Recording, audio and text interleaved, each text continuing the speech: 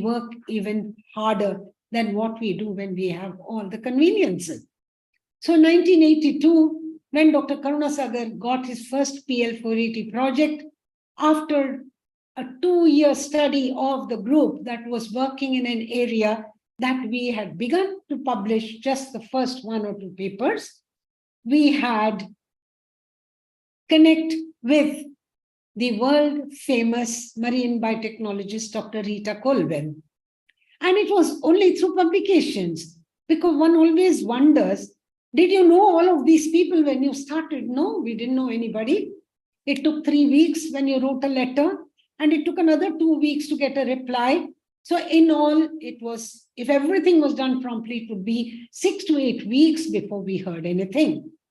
And then every time we had to exchange, we did not have advances even to the extent of being able to use a telex or to be able to make a call and talk, because everyone who's a senior here knows the problems that one had to go through. And therefore, I find myself very lucky today with all of the advances that I can see. And I always tell the youngsters, you have the greatest advantage of being in a digital world where you have a computer, a laptop, or a palm top, and you can connect to the world so easily. And yet we find it's not easy, because instead of being master of the gadget, young people have become slave of their gadgets. And therefore, I always tell all the young people, be a master. You see what you want to see, because there will be a lot of irrelevant material coming up. And if you waste all your energy, time, and the strain of your eyes looking at that irrelevant material, you have already lost half the battle. And if it does sound like a philosophical talk, I'm sorry, but I think young people need to remember, and they in turn, maybe having kids at home, some sacrifices have to be made instead of giving children everything that they want, because they are going to be the future scientists as well. So you can have a research career award or a research scholarship, and all of them have the cycle that it goes through.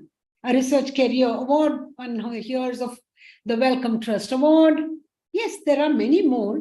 And you hear about the mentorships, the funding, networking, and we know how difficult it is to get one.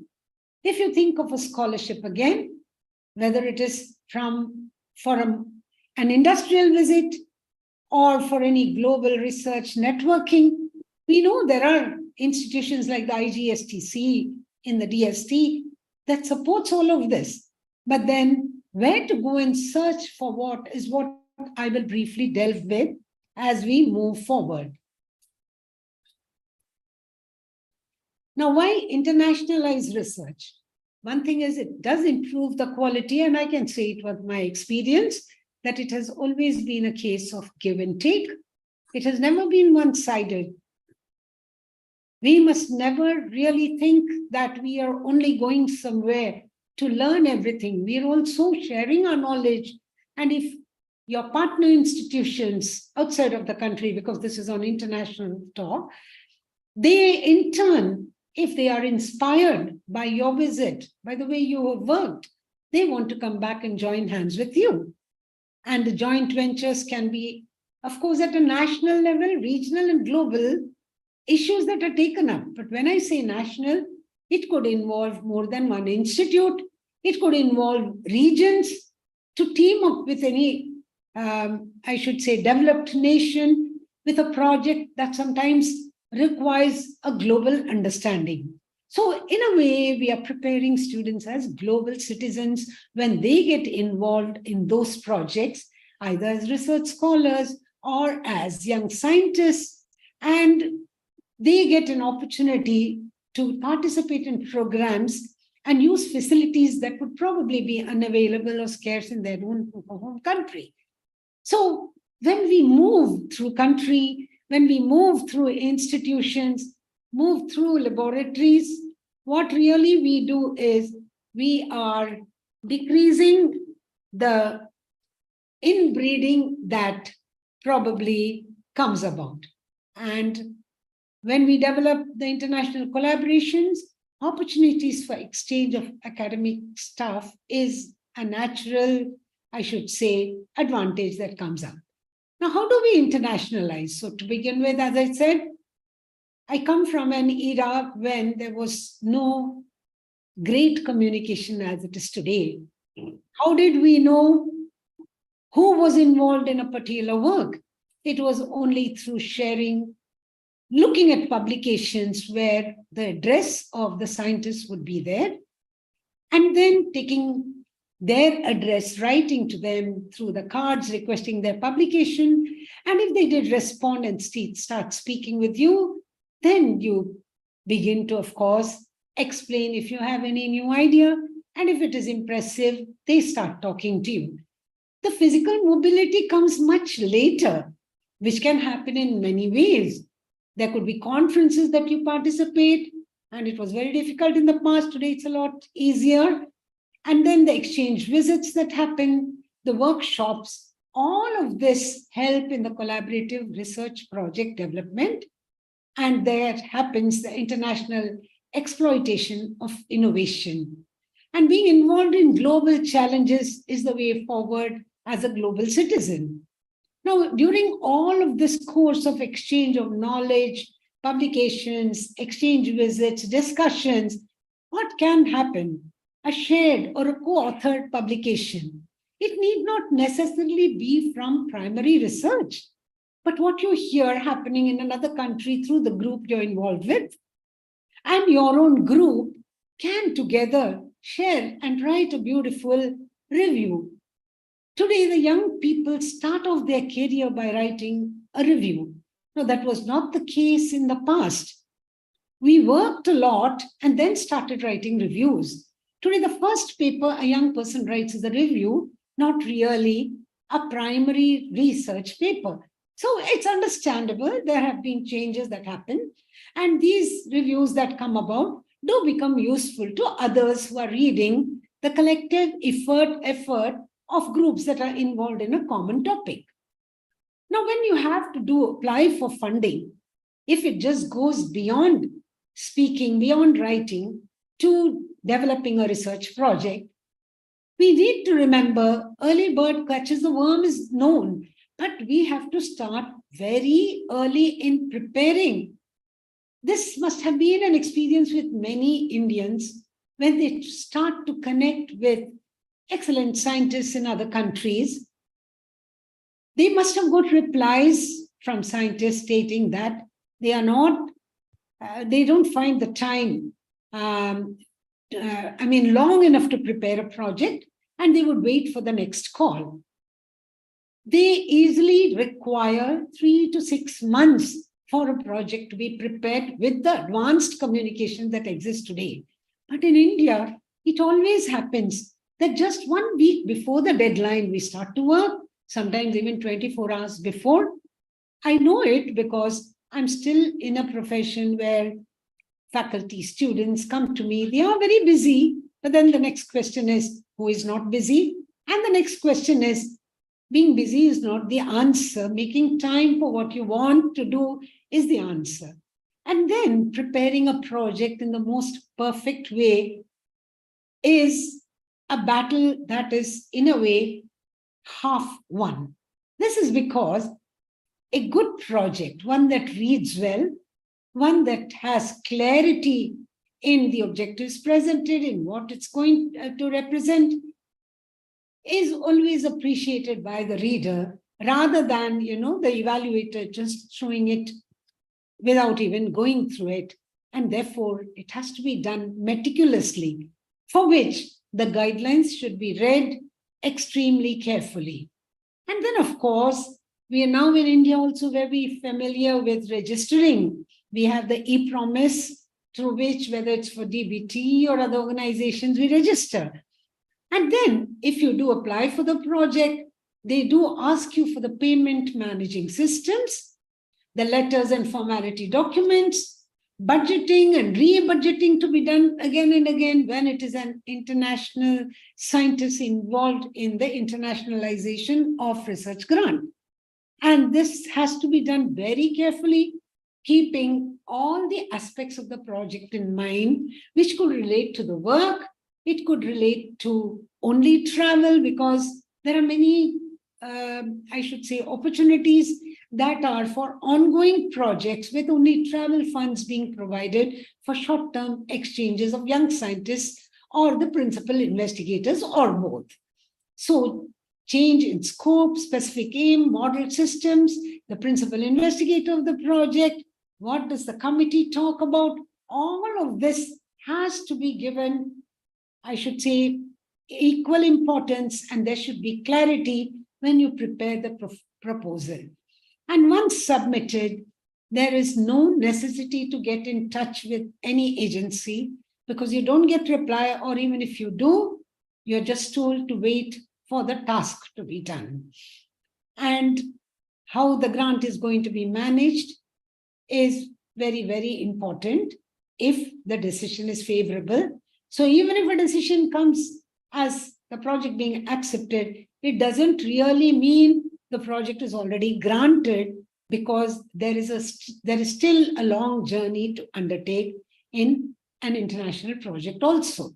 This is the same case even in India. So how do we internationalize? I already gave you an example. In former days, it used to be through post, but today you can get in touch through mails, and the mail IDs are presented in the papers that are published. If it is an area that interests you, in which you have also contributed, then you can get in touch explaining your own credentials and look at the response of the scientists at the other end, depending on the country to which you want to apply for the grant, because sometimes they are global grants, but sometimes they are specific to, say, a collaboration with the US, collaboration with the European Union, or with Australia, or with ASEAN countries. Another way to get in touch with scientists who hold the same interest as you is meeting and discussing at conferences. And international conferences are the best way to sit and listen to the entire presentations of all the scientists to see where your strength lies in teaming up with the right person. And then, of course, when you do meet the appropriate scientists, sharing publications if you already have, or if you're a young scientist, taking all the details and expressing that you would like to probably go and work with them for a doctoral program, etc., would help. If you're extremely senior, get in touch with them, whether we could have short-term travel grants organized, networking, getting them for conferences in India through travel grants that may be available in the country. All of this helps to build the bridge. Rome was not built in a day, they say. For that matter, no country was built in a day. Probably one country which was built very well after the catastrophe of Hiroshima and Nagasaki that we in our lifetime have heard about is Japan. And they built it very well, but now the way the world is going, there are more destructions taking place rather than building. So you have to get ready for collaborative projects having built a connection. If the scientist at the other end in the developed country is prepared to have some funds to support an internship, encourage your student in the area of their interest and your own interest to go on short-term internships, to attend maybe a seminar, to take up an industrial fellowship. All of these things are today possible even in India.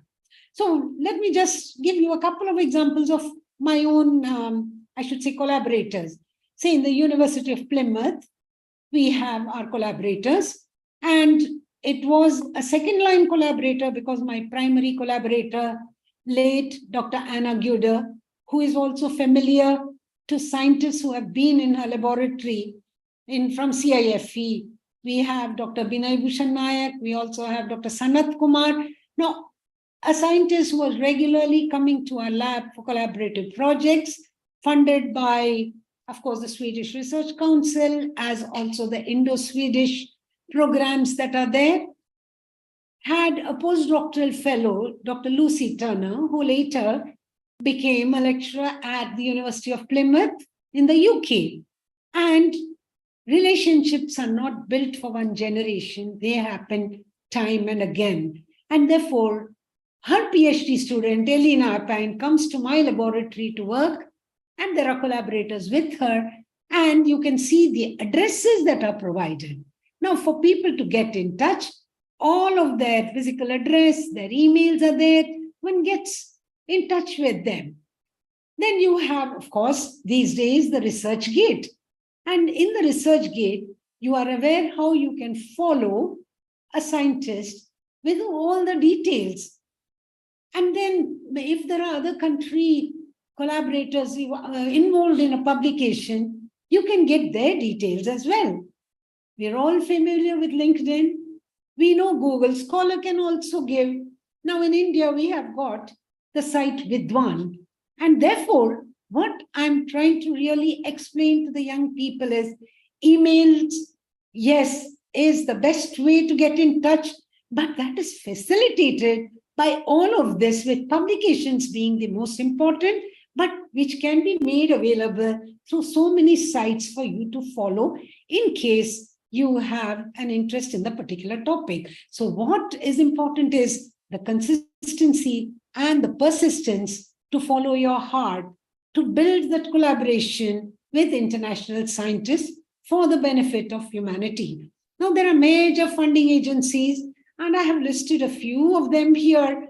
You may be all familiar. These are all there. The websites are just provided. Well, there is more to all of this. We, as a DST Technology Enabling Center, provide all the opportunities that are displayed for national and international collaboration projects through the DST Technology Enabling Center. And I will show you in a couple of minutes how you can reach us through the website. And you don't need to talk to us because it is all provided there in case you don't have the time to go to the primary site of DBT, DST, CSIR, or any of the other society sites. So if you see here, now we have all the ongoing, upcoming, and completed data which will be there, the start dates, the finalized dates, and till when it's open. And you can see it's in operation from a long, long time. And the most recent ones are also available there. And if you see the website, it is dstnewtech.in. Okay. So this has in all the areas of sciences, social sciences, and also engineering. And therefore, this is also available in NCBS site.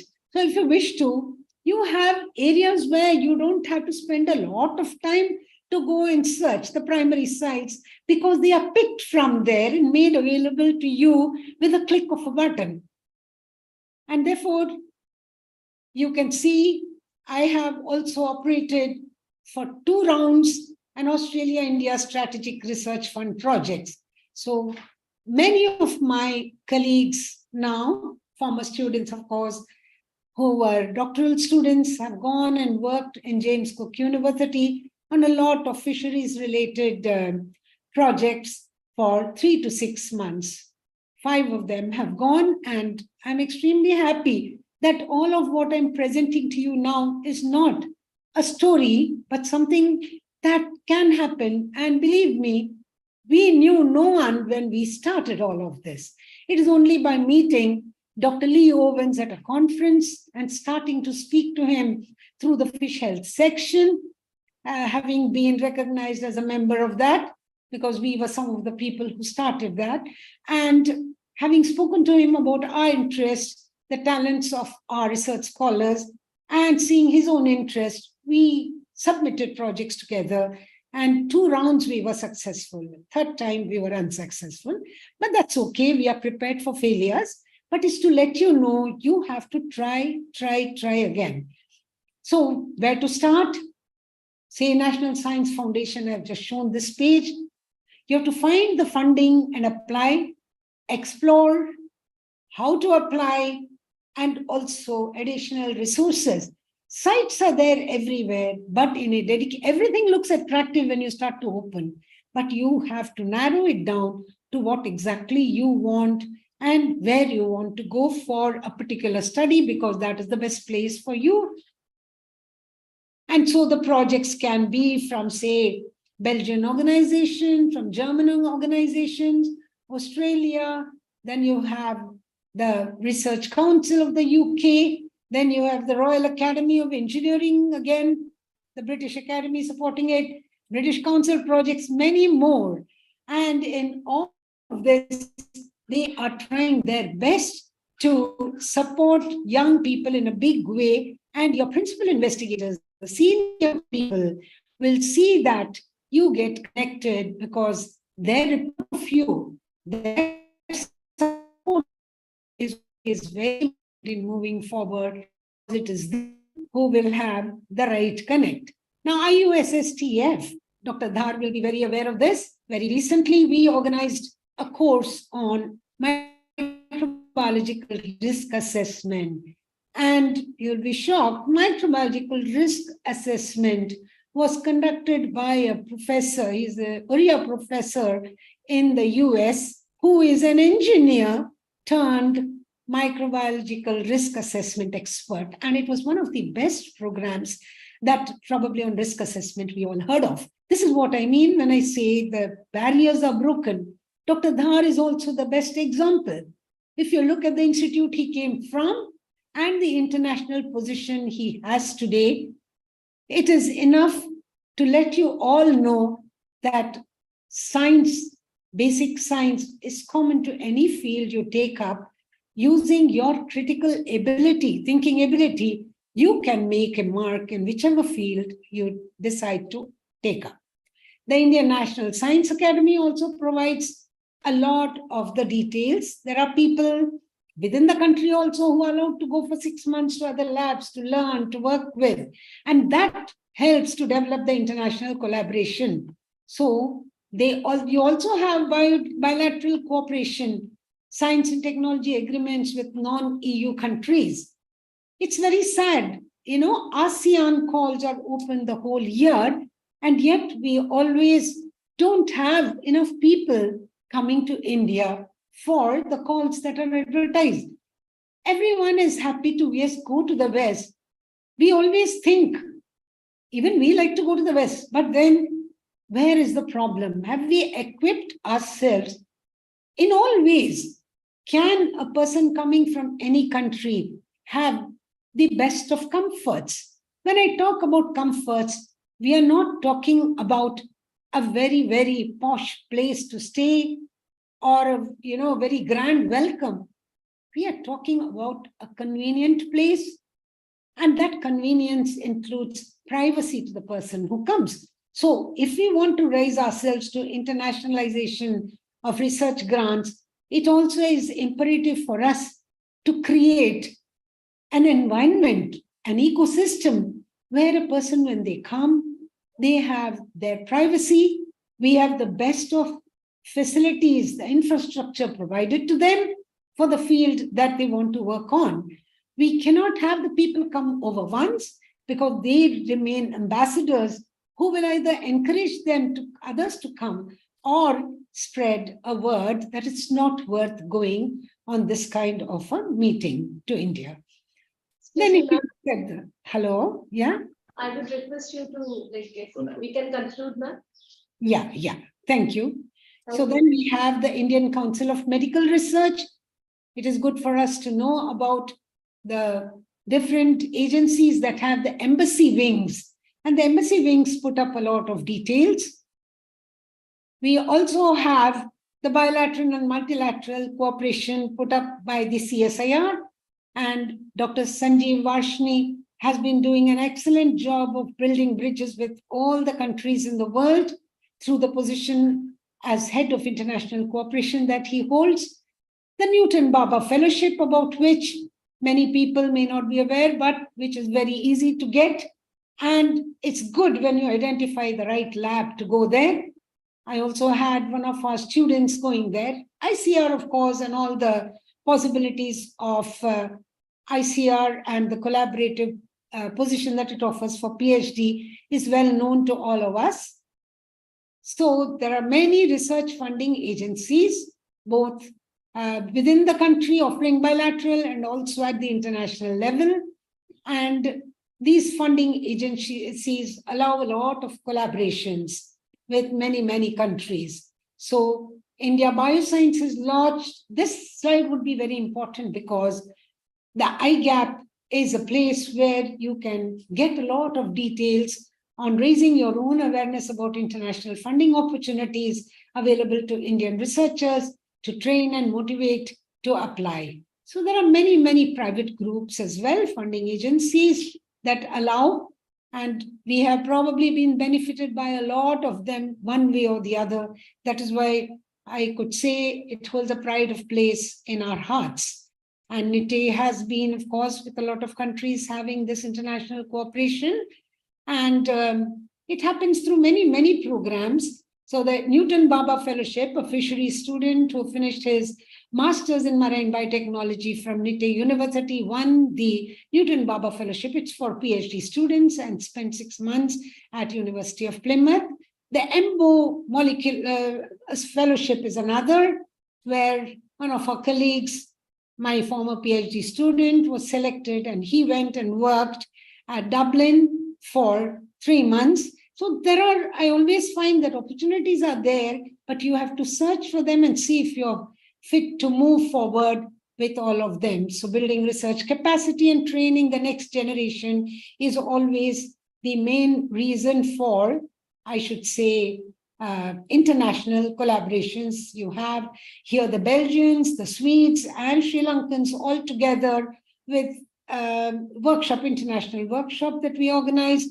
We have students from Ghent University, from Uganda, as well as from Kenya, working, and students coming year after year from Ghent University. So the internationalization happens if there is continuity in the students who keep coming because they spread the good word, they publish together, and that is proof of the pudding, publishing. And then comes applying for projects together, you know. So all grant-related activities are very important, and I owe it all to have learned in the very early years of our career. 1982, Karnasagar was a postdoc fellow with Dr. Rita Colwell. I was there in 95 and again in 98. And during all of this time, we learned of collaborations from her, and it continues to this day, even when she's a very senior person.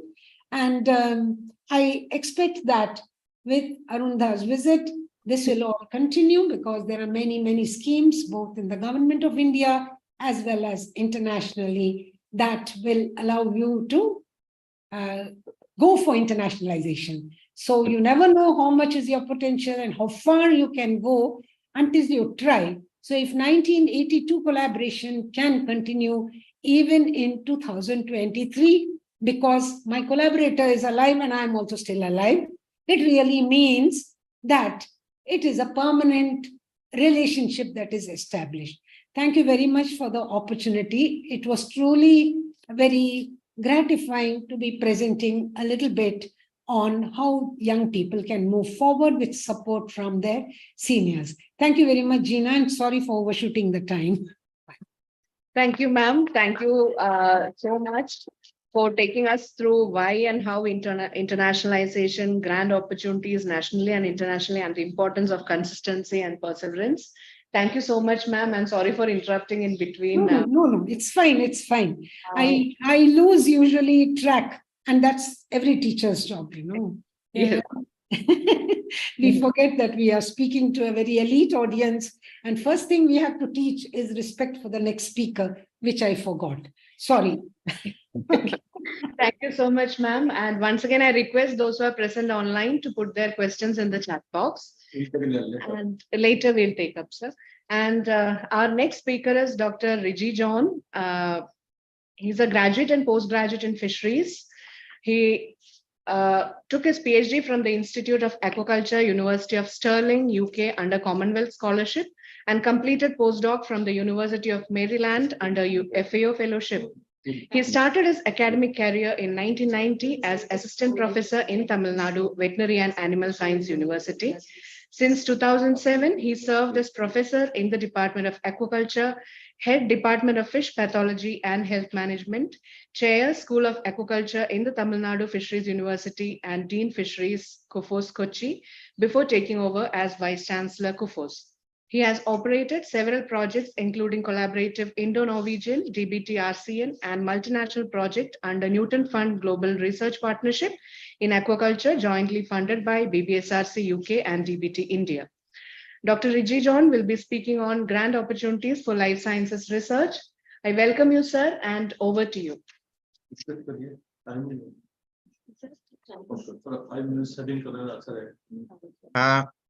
Thank you, Dr. Dina. Can you hear me? Yeah. Yes, sir, very much. Yeah. We request you if you can save 5 minutes for us, we will oblige. Sorry? If you can save 5 minutes, then we will be obliged to you. Sure. Okay.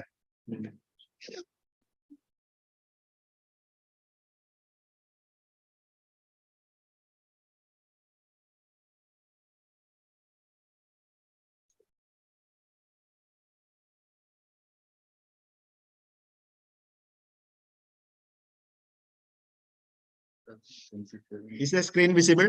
Yeah. Yes, sir. Okay. Thank you very much, Dr. Gina, Director CFE, for inviting me to this particular program. And I thank all the persons behind this particular program in organizing such a nice manner. We have international scientists as well for sharing this particular topic. Now that Madam has already spanned into so many of the internationalization as well as the opportunities, my job has become very less. I have listed a few of these websites, but basically, as she was telling, now for the current generation, it is extremely easy to find the information through these modern gadgets and networks that is available. Unlike earlier, where one has to wait for these mails to reach them like 6 weeks, 8 weeks. Now, I would feel that most of the project winning is depending upon the individual's efforts. So when I say that individual efforts, that actually starts right from the beginning, from as a student. So how committed you are for your student research program at both master's level and PhD level, that will actually help you to further realize your goals in internationalization. Why I say, because having seen 2-3 universities in fisheries, I would rather think that the research projects that has been undertaken at these different levels, we have to think whether we are doing justice. Because by the end of master's program and at the end of a PhD, one should have mastered at least a few techniques so that they will gain the confidence to say, I have mastered some of these techniques so that I will be able to apply this in my further research programs, etc. So mostly when you think about international projects, as I'm not repeating too much, it depends on collaboration. So how you build collaboration, Madam has explained in very much in detail. So what we have to here think about is that the grand opportunities exist quite a lot across the world. As it is already been told, several countries are offering, India is also offering. We have a lot of bilateral agreements with several other countries as well. So it can exist like grants, fellowship, exchange programs, collaborative proposal, sponsored research program from private industrial houses, etc. So, but then what are the issues in this winning of a project? Most of these projects fail to meet the quality standards. So how do we address this issue? So I would put it in preparedness. That is what Madam has also told, consistency and perseverance. For this preparedness, you have to look into awareness. You have to look into what are the field in your working. and what is the current understanding, current developments, current research progress happening. Because what we have learned at master's level and PhD level has long forgotten now. The technology has advanced quite a lot. So unless you move with the technology in the biological sciences, you will fail to win a project. So even in cases where you are not aware of some particular technique or a particular program, I would suggest that working hands should go and gain this knowledge by going for attending short-term training programs in well-developed laboratories, if not in international laboratories, but at least in India. Say, for example, the laboratory done by Madam or several other laboratories in India is well versed in many of the techniques and many of the advanced work. So learning these techniques which is associated with your field of interest or your field of strength will be a great advantage in going ahead with writing a good proposal. So this will help you to build up your skill. And after you do all these things, you have to expand your knowledge base. You have to, a lot of understanding is required by reading the works that is published in this line of your subject. And invariably, Madam has really mentioned how to develop contacts. Developing contacts is the crucial point where you will have to look into by looking into the research projects that has been done or the research publication that has come from different laboratories across the world, and where you will align yourself in this particular line. Not all these things will help you to win a project. The most important factor is that what is the idea of your project, which involves creative thinking. This creative thinking can come about only when you know the knowledge base of your particular subject, and you know that what is the gap that is existing, or the identification of problem actually depends on the critical gap. I'm not talking about the basic research too much. We are now in a professional field where the applied research is gaining more importance. What we have to look into is the impact. What impact will be made by your particular project? I remember once when I was in Sterling that professor interview was going on. There were two presenters, and there were something like student assessment of the presenter. So somebody, or when we discuss about it, it all depends that the saying goes like this. It has to be presented in such a way that if your research is not done by you, as you mentioned, the earth will stop spinning. So the soft skill involved in presentation of your material in a most presentable manner. If you miss this particular project, if you don't fund this particular project, it will be a very serious hazard. So that is how you have to present, and for which, if you have to present like that, you should be extremely aware about the subject on its current day standing, and also your own strength to talk like this. And then finally, what will be its impact once it is completed. So all these things will help you to identify this project proposal. Invariably, collaboration is required for any international project. And lastly, not lastly, maybe there are some other points which I may have forgotten to add. Timely response. When I think about the timely response, if you give a time target for any project, very unlikely that the last date will be extended. But in our Indian conditions, when you look into it, most of the administrative delays and several other file movements, etc., the timely response will be very much of a sought after item. And if the timely response is not done, most of the Western counterparts will be very much difficult, find it very difficult to cooperate with any other collaborators.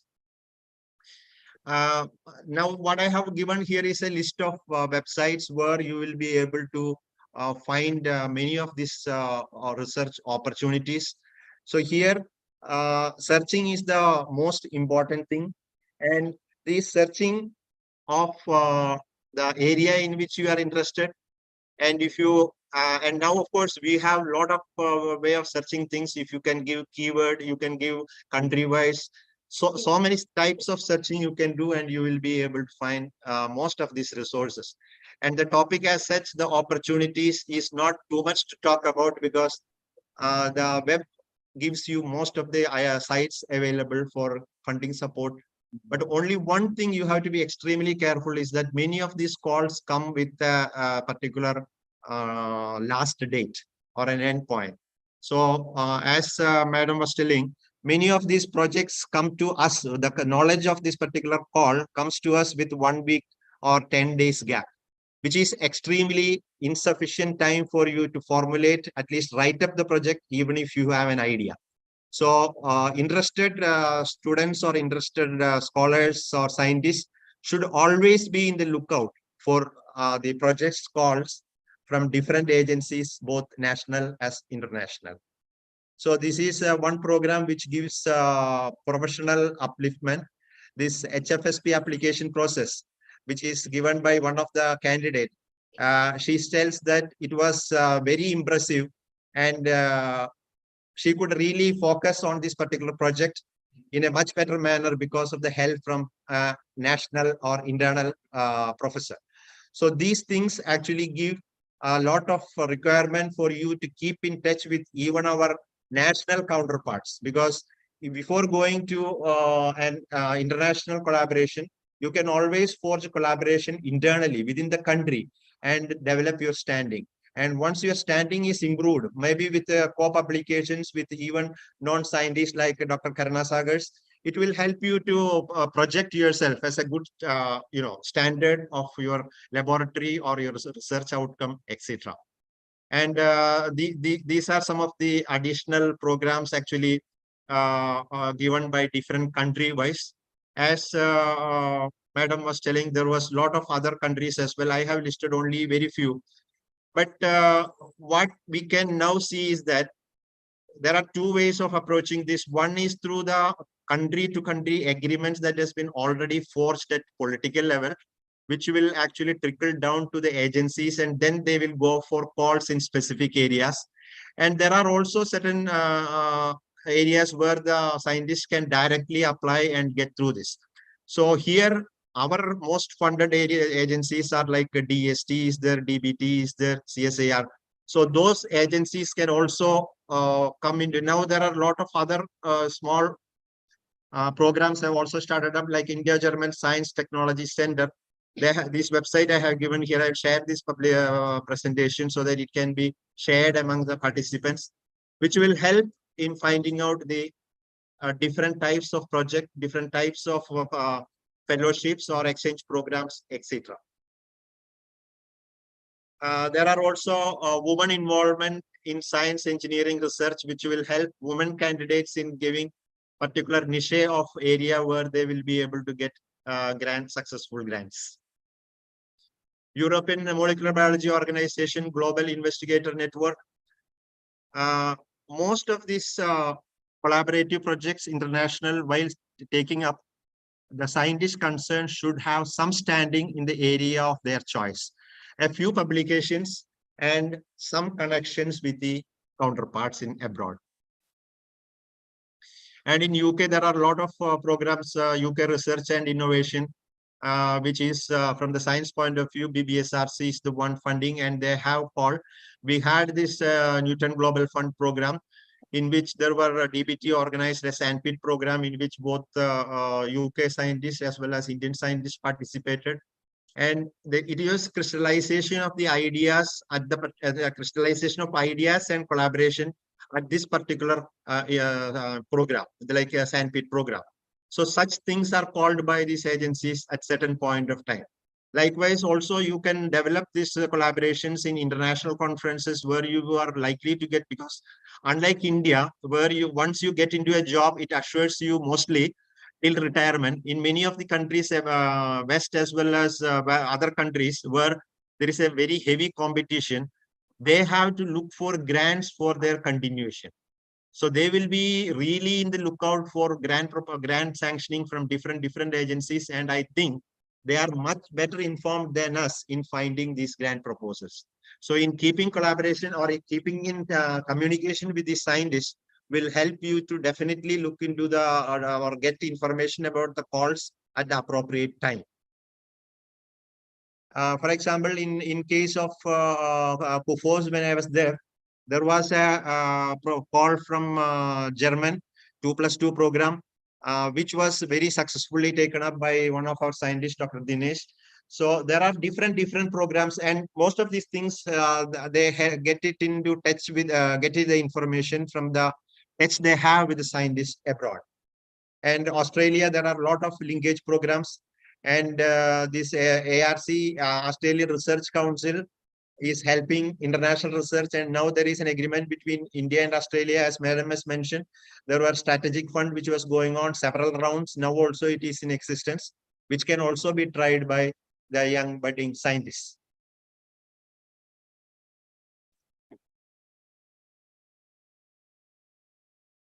And this particular site, helpgrants.gov.au, gives the Grant Connect, which is now proposed by the Indian government, Indian-Australian collaboration, where this Maitri program is there.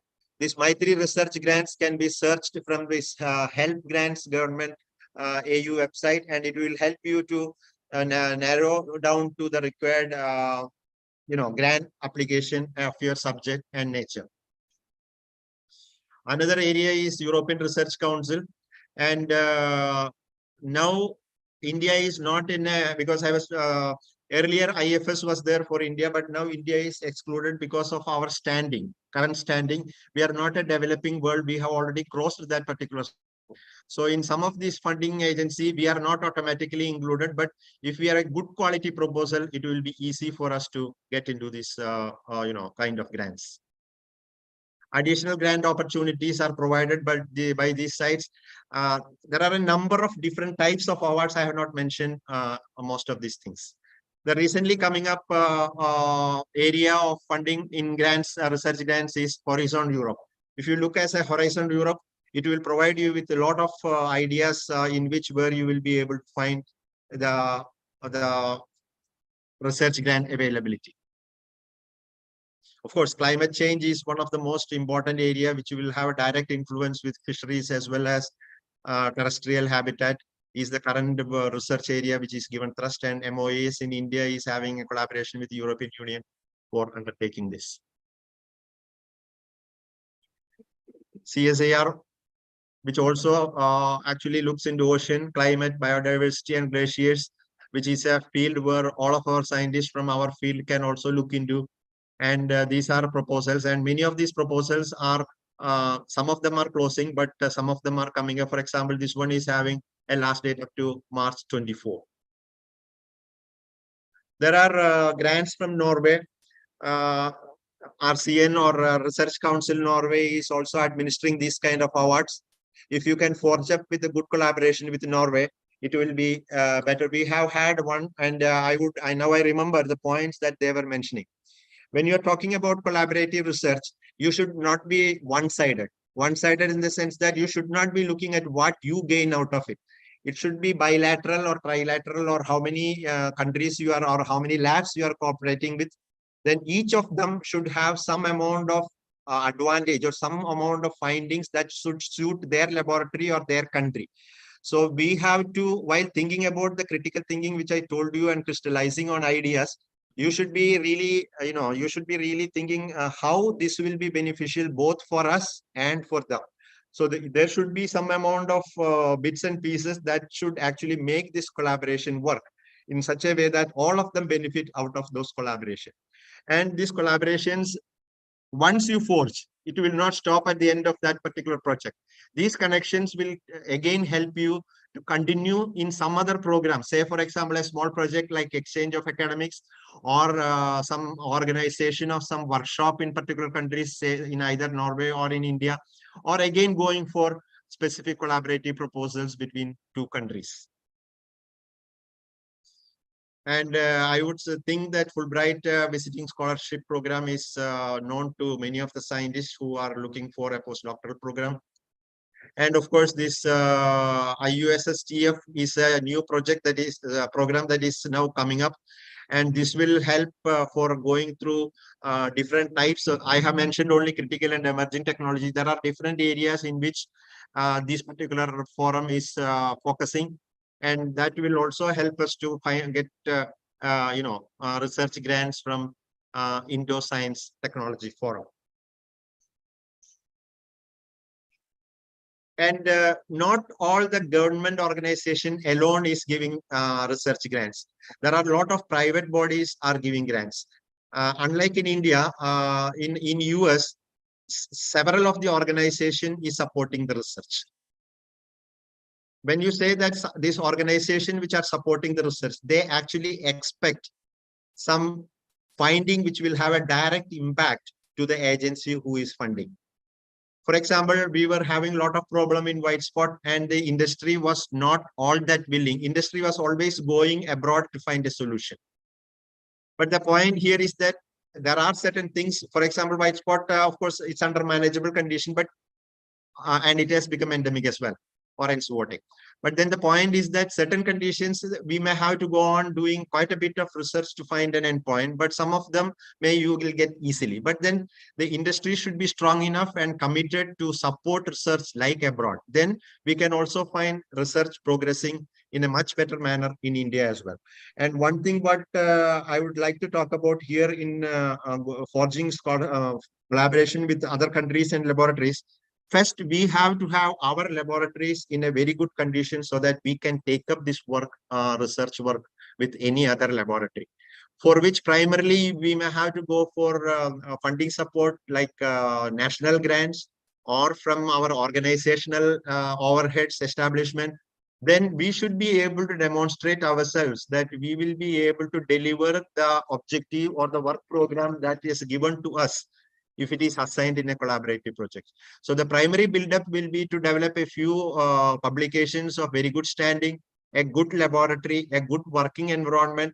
When Madam was referring to a convenient environment, I would think that it is mainly about a working laboratory where you will be able to carry on your work without, hassles, without much administrative problems, with the proper financial backup, like your finance should not object to each and everything what you do. Those are some of the bottlenecks what we face in most of our national laboratories and universities. So these things also has to be looked into while looking at these proposals. Of course, as I mentioned, calls from DBT, they will call wherever there is agreement or wherever. One of the most important thing about calls from Indian agencies is that when you forge a collaborative project under the umbrella of DBT, DST, or such national organization, most of the exchanges will be easier. So you don't have to go for a lot of ministry clearances provided these umbrellas are working. That is one advantage. So if you can look out and, attend to these particular calls from these particular agencies. And as Madam was telling NCBS, and now I understand it is also given, and this gives most of the information about the sponsor grant. So about the opportunities available, one has to only have an idea, dedication, and time to look into where are the opportunities available. Rest all things, rest with the individual who is doing the work or who is interested in doing this work. I think a few things I wanted to add is that it is not that your own, standing is alone will help in these things. You should develop some soft skill of communication. I always tell my students that you have to present yourselves. Unless and until you cannot air properly the idea you have, the way in which you can do it in your laboratory, in your country, and your confidence, if you cannot present it to others, then it is very unlikely that you will be recognized. So these things you have to keep in mind. Very good communication skill, very good writing skill, very good project proposal in terms of clarity, without, as far as possible, no mistakes. You can get it even vetted through some of your, very seniors if you want to. So that way it will help you to have a clear-cut proposal, very precise, because most of these proposals will come with the targeted words. And I also understand that many of the agencies who will be screening your project will look for specific words, because most of this will not have time for going through the entire content. So they will look for specific words. Previously, one of the word was poverty. Second word was woman scientist. So some of these things will be given importance to some of this funding agency who will look into your project with, it is machine learning, like individual may not even read through it. So they will find out whether this project can go through the preliminary screening. Then only the different level of screening will come. So I hope all these things will help, and I wish all the best for all the participants in obtaining such a nice project. but be prepared to have awareness, good ideas, identify the gaps and clarity in your thoughts. And of course, as already pointed out, the competition is highly heavy. So you have to be very careful and you have to be highly prepared and should have definite confidence that you can do it. Then I think it will be possible. Thank you very much for the opportunities and thank you very much for your attention. Thank you. Thank you, sir, for taking us through the ocean of opportunities and sharing your wisdom. Thank you, sir. So we have, moving to the next speaker, we have Dr. P. Krishnan. Dr. P. Krishnan is a fisheries expert by training. He served as a scientist for over 20 years in different research organizations under the Indian Council of Agricultural Research under Government of India. Dr. P. Krishnan has undertaken over 30 multi-institutional and transdisciplinary R&D projects with funding from national and international agencies. He has published over 100 research papers in peer-reviewed journals, 15 plus books and policy papers on diverse subjects, namely fisheries resource management, coastal zone management, biodiversity and ecosystem conservation, environmental law, policy and governance, and developed 6 IT applications for evidence-based decision-making in various fields. Dr. Krishnan is a distinguished fellow of the NAS, New Delhi, and is a recipient of many national awards for his outstanding contributions in fisheries science. Dr. Krishnan is currently the director of Bay of Bengal Intergovernmental Organization, a regional fisheries body with Bangladesh, India, Sri Lanka, and Maldives as members. I welcome you, sir, and I would request you to kindly take over. He'll be speaking on developing grant-winning proposals, building right perspectives. Thank you. Over to you, sir. Thank you. Thank you so much. And first, very good evening to all my teachers at CAFE and then all those who have joined online. My colleagues, friends, very good evening, and I'm happy to be part of this webinar. And just already two eminent speakers have just discussed about the various opportunities and all. So I'll try not to kind of develop on a similar point, rather have some other additional perspectives. Yeah, sharing this thing.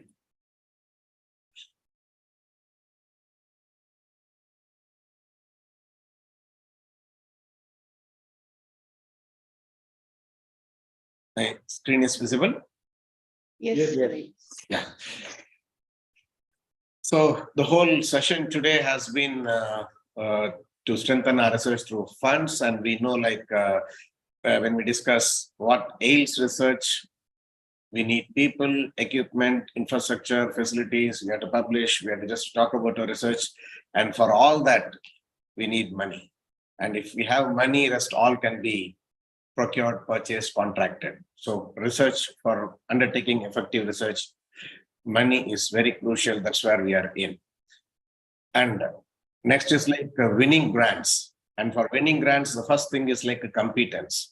And in NAS, be it universities or ICAR, we all have kind of competence. In statistical terms, there may not be significant difference in terms of our competence, because we have kind of uniform education, largely similar syllabi, similar skill sets, and we pass through ARS or whatever NET or whatever screening process. So it means we meet a kind of a minimal eligibility criteria.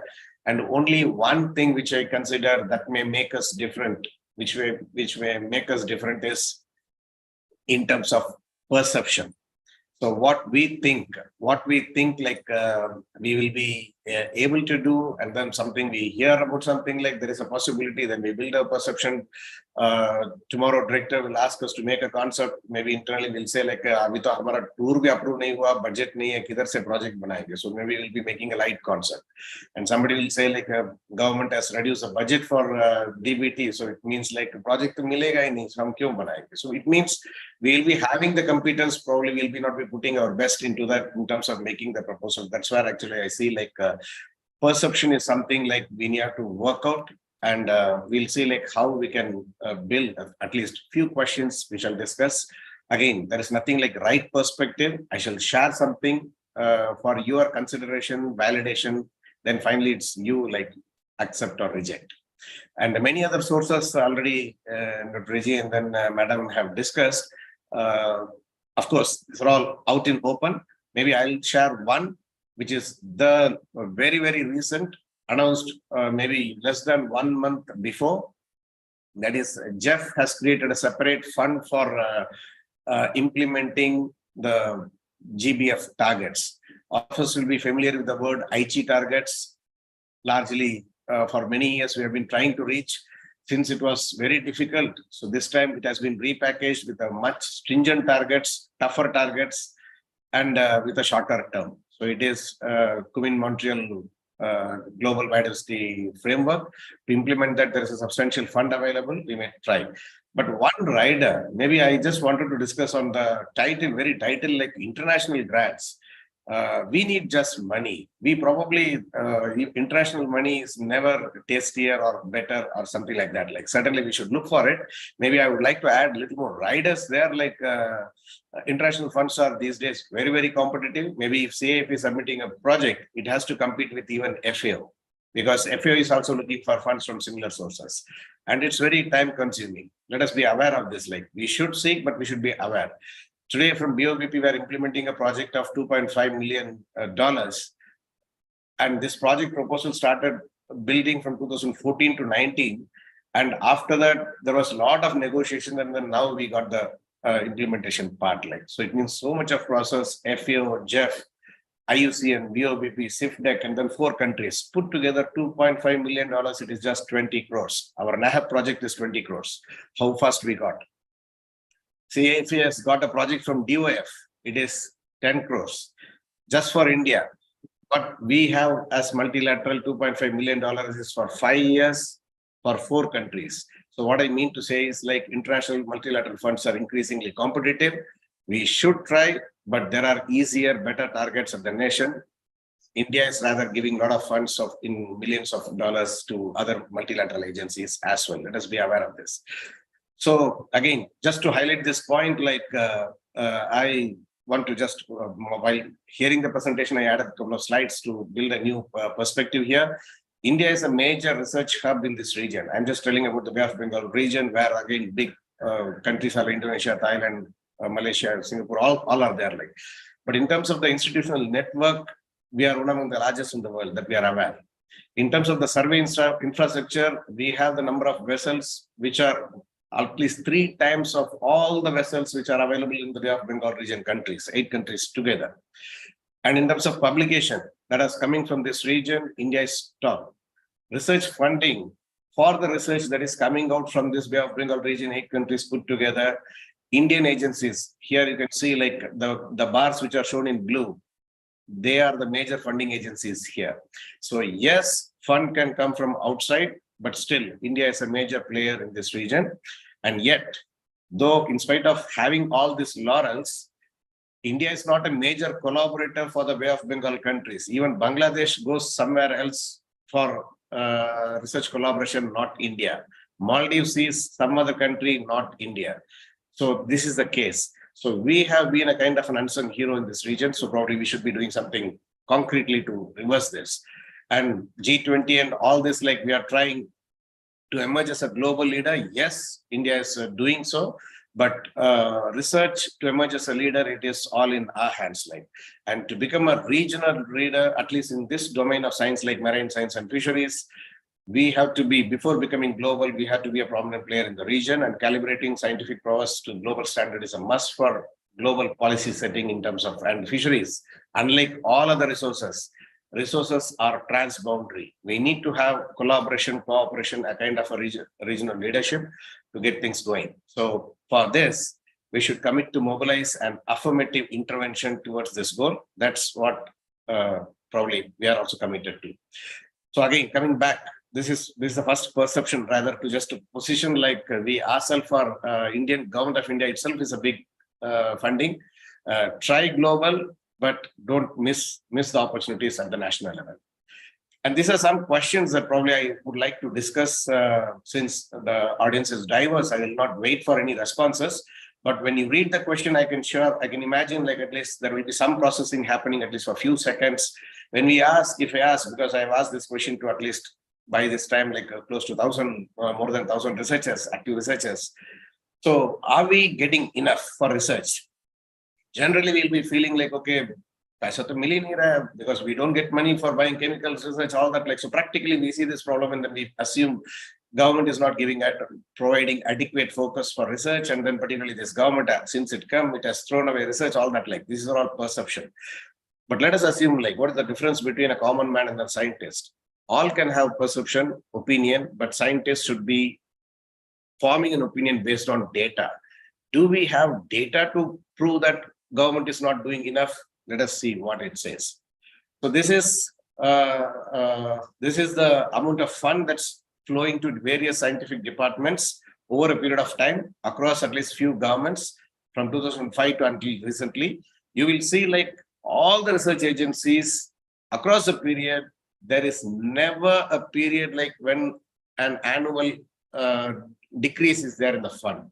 So consistently every year on year, the budget is increasing. Never it has decreased. So at least if you have thought like budget has shrunk, probably we are not talking with data. Yes, probably without seeing this graph, I'm sure, like, even I, for myself, I did not know, like, ICAR gets more than double or triple than ICMR for research. So largely we form opinion without data. Fine. This is the data that shows, like, gross expenditure on research and development, that is on R&D per researcher for different countries. Certainly, our common sense will not let us believe like India spends more than Spain, UK, Israel. Israel does cutting edge research. We will not believe like government of India spends more money than Israel on an average scientist, right? So again, if at all we have, it's not based on data. Let us see like what we give back in terms of research output. So different countries, if you see the R&D as a GDP, yes, certainly it may be apparently looking less, 0.88. This is what is a number that we are always talking about. Currently it is 0.6 or maybe still less. It's a very misleading number. We should not be seeing the percentage. It's an incorrect estimate. Rather, if the GDP is tripling or doubling, probably even if we get half of that percentage, we'll be getting more. So it means it's a misleading indicator, but still it's less. And if you see the gross expenditure, gross domestic expenditure on R&D per researcher on public PPP, currency neutral terms, just the case government of India spends more than what China spends. Let us take only this point. And what we contribute in terms of publications. These are old data. Currently, the scenario is different, but still, the ratio has not substantially changed. The percentage global share of publication, we are 1/5 of China, right? I don't believe like we are publishing less, rather we are publishing more, but publishing in such journals which are obscure and then not traced. Again, the mistake lies with the scientist, yes. And the patents per million population. So the population is normalized. Compared with China, in spite of having such high population, per million population is 500 plus, we are 17. So getting, at least in terms of expenditure, getting a particular money less than a country, more than a country, and then producing less. Where does it go? Where the problem lies? So this is something that we should ponder. At least if at all we had any perception related to the expenditure, yes, we have been forming opinion without data. This is the answer for all that issue that we are facing. That is, whatever money that has been spent in research, where from the money comes. And it's a very important data set. I request all the researchers to have a hang on this. No country spends more than 20% of its research fund mobilized from the taxpayers' money. That is from the government's exchequer, right? Majority of the countries, you see like the Spain 18, UK 7%, USA 10%, France 13, all that way.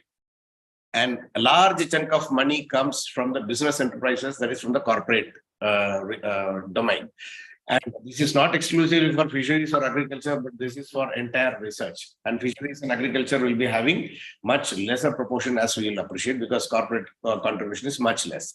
India is the only country in the world which spends almost 50%. That is not spends, rather 50% of the research fund in India comes from government, and only a small amount comes from the corporate segment. So The problem squarely lies with us, you and I.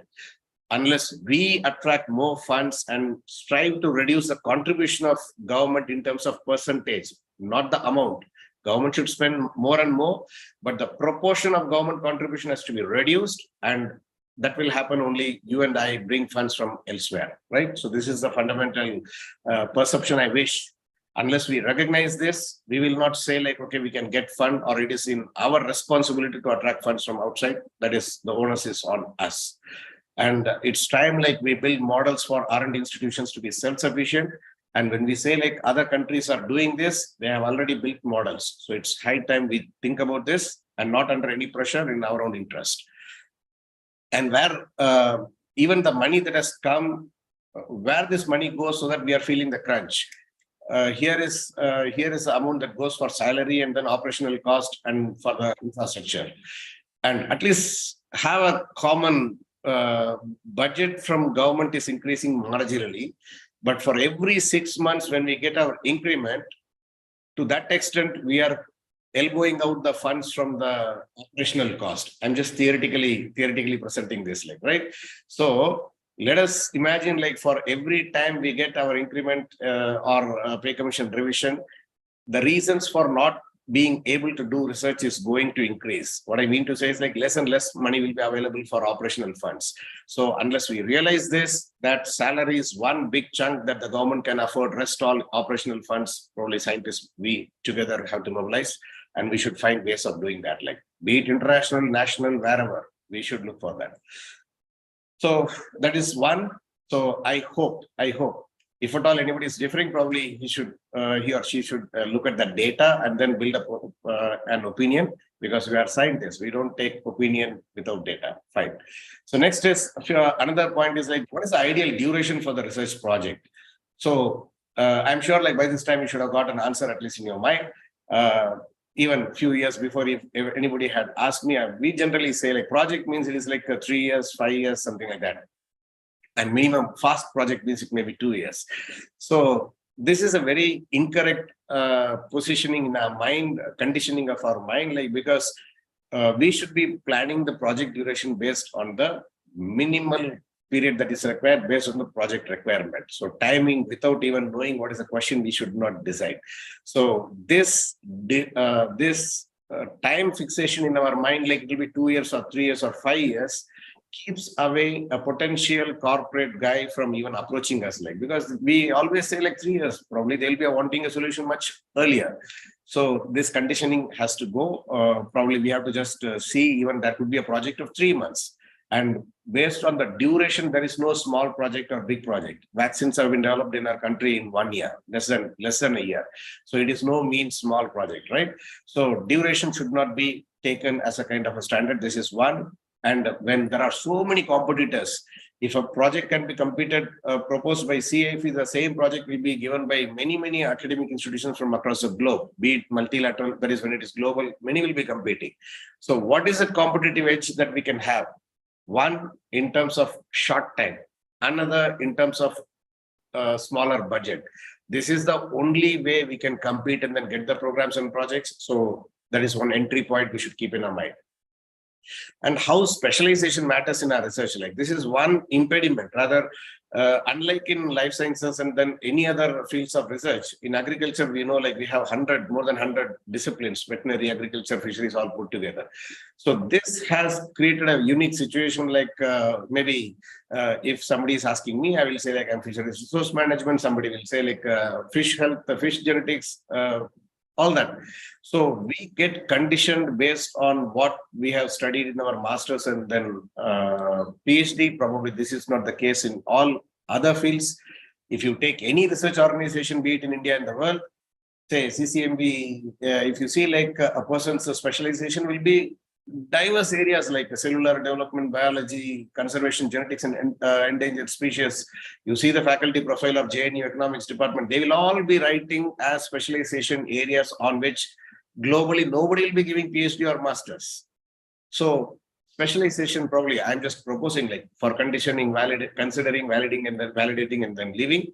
PhD, we do a kind of, we work in a particular discipline to acquire knowledge or skill, how to solve a problem. dot.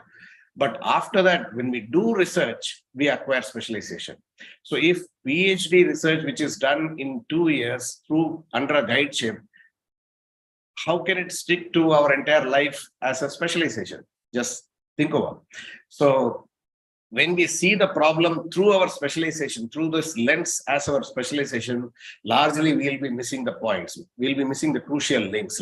So we have to see the problem in its right spread, what is the intervention required, and how we shall bring our expertise into that. If we don't know, probably this problem is urgent. Yes, we can team up and then do that. Probably that should be the spread. And we should not be overburdened with what we have studied in our master's and PhD. This is again a perception that I'm asking you to consider and then validate. How to design the project team. So when it comes to team, very often we end up partnering with people who are very simple, easy to collaborate, easygoing, and largely like-minded friends. Those who have completed projects with like-minded friends, you will know, we should have enjoyed, we should have had parties together, all that, probably the contribution should not have come as well from each one of us. The difficulty is when we take very close friends whom we know fully, even when he's not contributing, we'll not be able to gali bhi nahi de sakte, right? So when we have partners, we should be having people about whom we don't know entirely, ideally, and then at least who will be bringing a new perspective. Even if a person is difficult to get work with, but still the small element will be adding value. We may reposition in terms of identifying project team. And we'll be learning also. We'll be making some progress in terms of working together. And what is a qualification to lead a research project, be it leading or associating?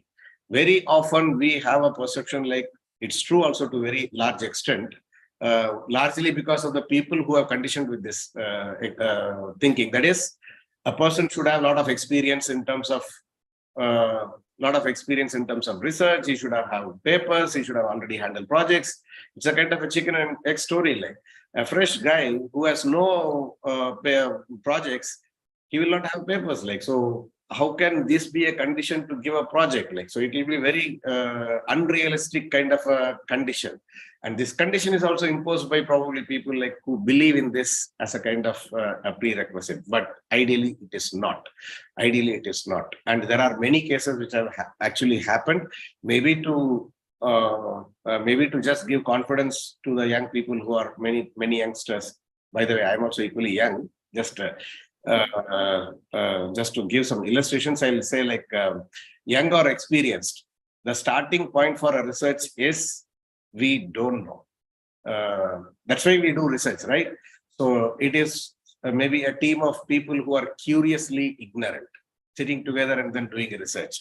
So let us not be having that is particularly, I'm suggesting this to the people who are in the less than 2-3 years of service, need not be thinking we have to have a long experience or publications to start a project. Certainly it is not.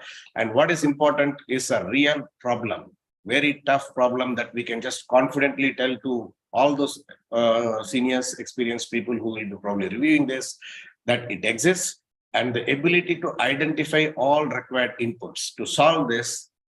And reviewers are those people who have already lived through the phase of scientists, senior scientists, principal scientists, and they've seen this all. They have seen hundreds of proposals, theirs and others.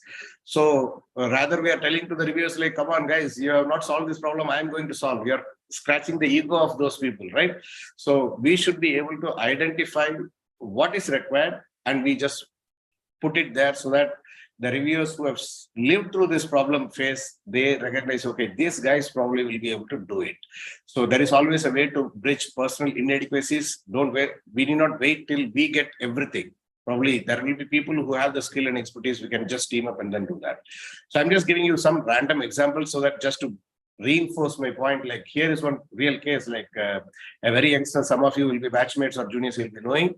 And an extension guy gets a project of 2 crore on Biotech Kisan Hub. So what is his expertise? What is his connection? It does not matter. If he has identified a kind of a problem which is relevant to a particular region, and then there is a fund available, right source, the money will always come to the come on the way. Like, and 2 crore is a big money. Even multilateral agencies will not give this money so easily. Like, probably they'll be taking years to negotiate. Here is a case like just again further, we used to have, when I was in NAM, we used to do this program like grant winning proposals. And one guy was sharing, I'm not sharing the identity, rather the message is this. One person got 1 crore from DBT and then he told his experience. DBT shifted the focus from cereal crops to pulses, especially minor crops.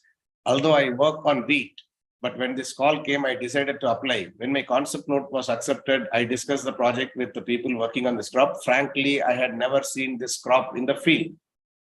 So a guy who has never seen a crop in the field gets a project as PI with 1 crore. I don't mock this, right? But rather I believe like this is what is the reality. That is identification of the problem, and the granting agencies will not go always to Pulse Research Institute or IRA or to the great universities who have worked on pulses, not necessarily.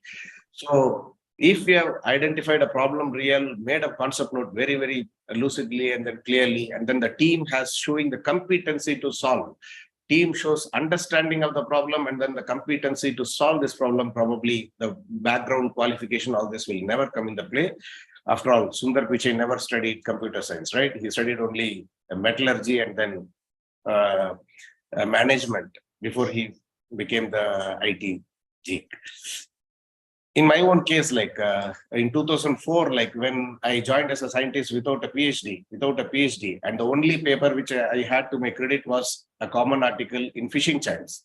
So that was the time like when we teamed up and then submitted a proposal to ICAR on selective breeding of tiger shrimp. At least fisheries guys, we will appreciate, like none of us, we don't recognize reproduction, breeding, and then spawning. 2004, right?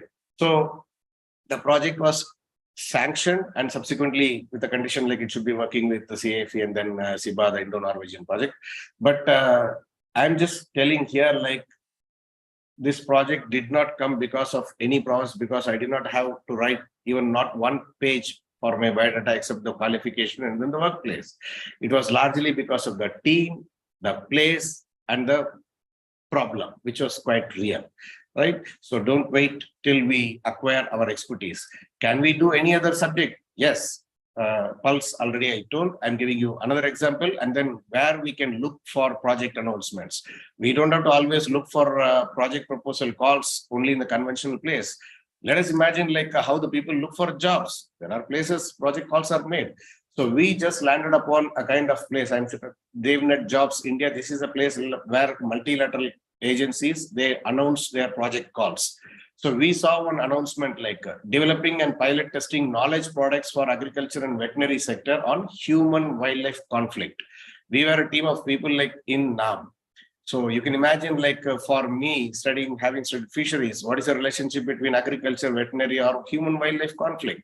But we just thought like, okay, there are a set of people we can work, and then NAM being a policy research institute, we can certainly submit a proposal. We did for GIZ and we got this project for almost 1 crore, 8 months. So it translates into almost 5 crores for 5 years, right?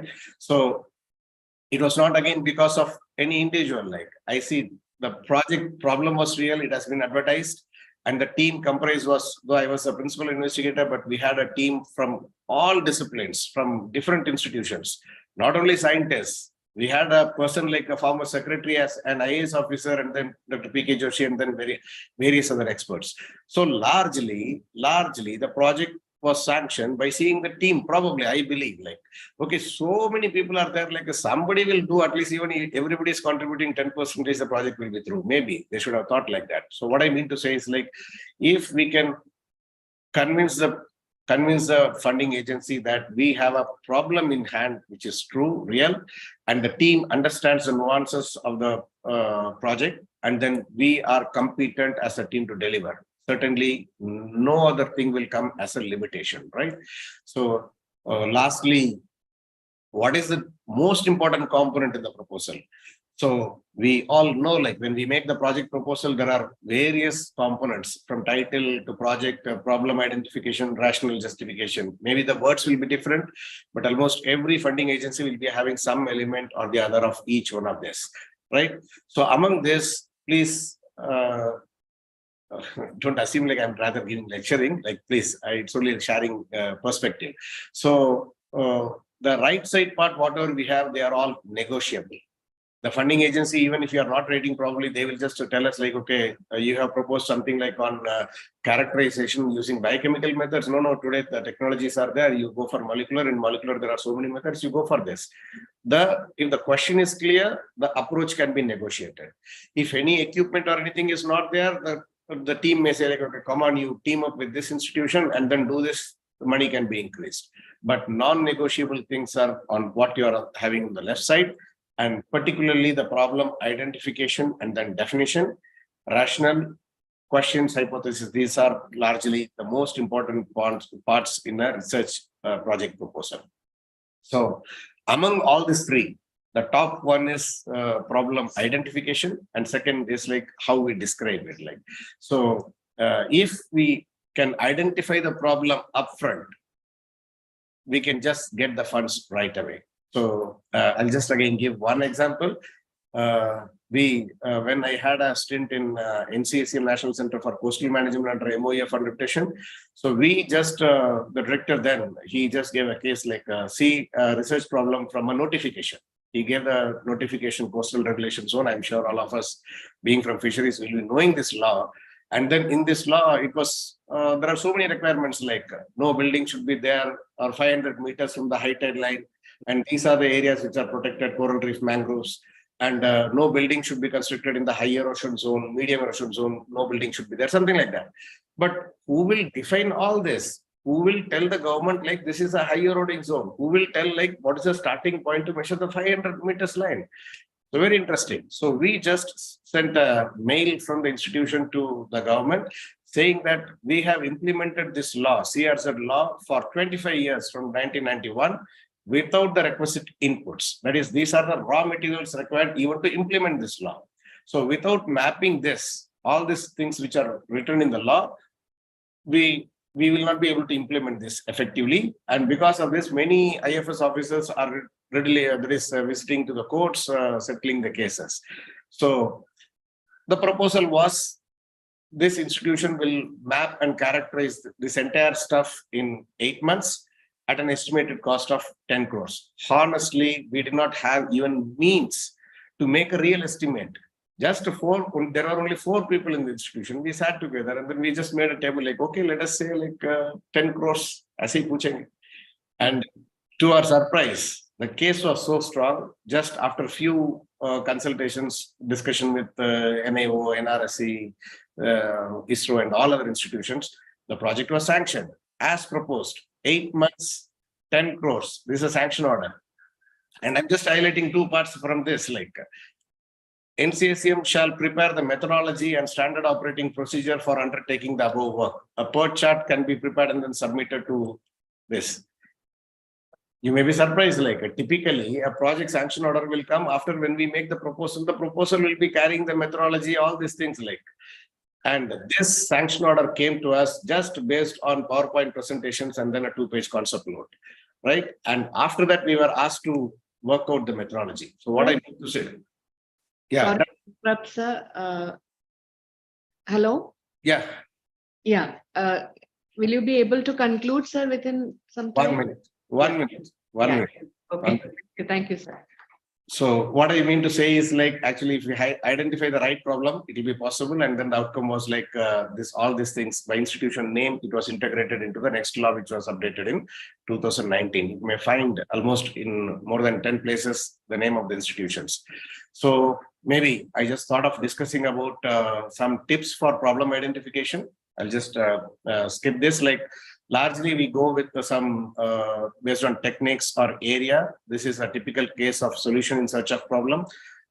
We should be we should be building some skills to describe the problem. And then because only one who can describe can solve it. Once we recognize it's a requirement, there are so many online tools to do that. Largely 4 steps we can see, like look, see through the problem, imagine a solution, imagine as if it is shown to the stakeholder how it will receive it like. So if these stages are just maybe described narratively in the proposal that will work. And we also should be just clearly telling like which part of the problem we are trying to solve, what, how, which component, because we can see this as a problem pizza like. So which component we are able to solve, we may highlight. And let us not wait for the calls. We shall keep our concept always ready. And the best strategy will be to have a concept library. I'm giving a case like we all know, like Nilesh, who was a student of CIFE.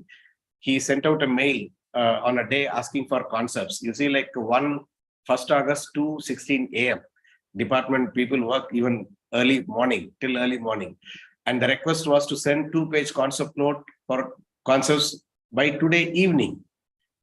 So this is how the governments will be asking. Unless you have a concept library, we will not be able to answer. Yes, they asked for 2, we sent 7.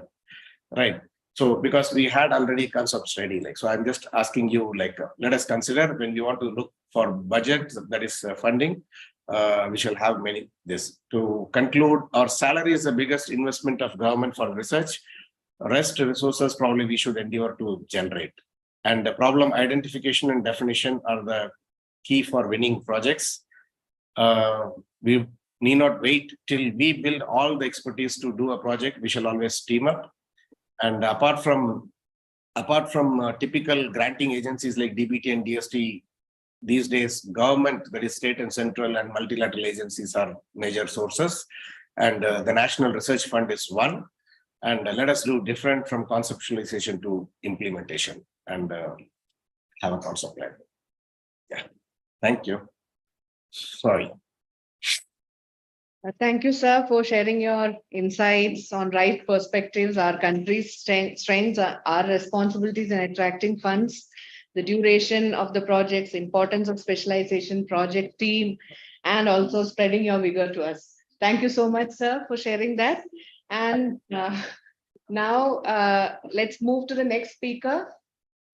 We have Professor Arun Kedar.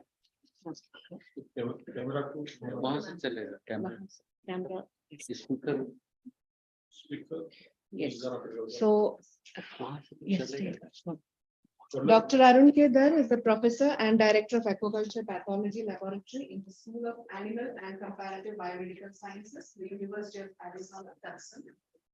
He is also a World Organization for Animal Health expert of crustacean disease and aquaculture pathology laboratory, is the OI reference laboratory for crustacean diseases. He is visiting CIP as a full-time specialist of the US Department of State, summer 2021. We have him here and we are making use of this opportunity. So welcome you, sir, and we wish to hear from you. Sure. Thank you so much. And I think my work has been complete because the previous speakers have already discussed most of the things that I wanted to I wanted to touch. So I'm going to give you, again, the previous speakers have really given a nice overview of the sources, what are the things we should do and all those things, which are all good. And actually, guys, trust me, I was paying close attention and making some notes. Here,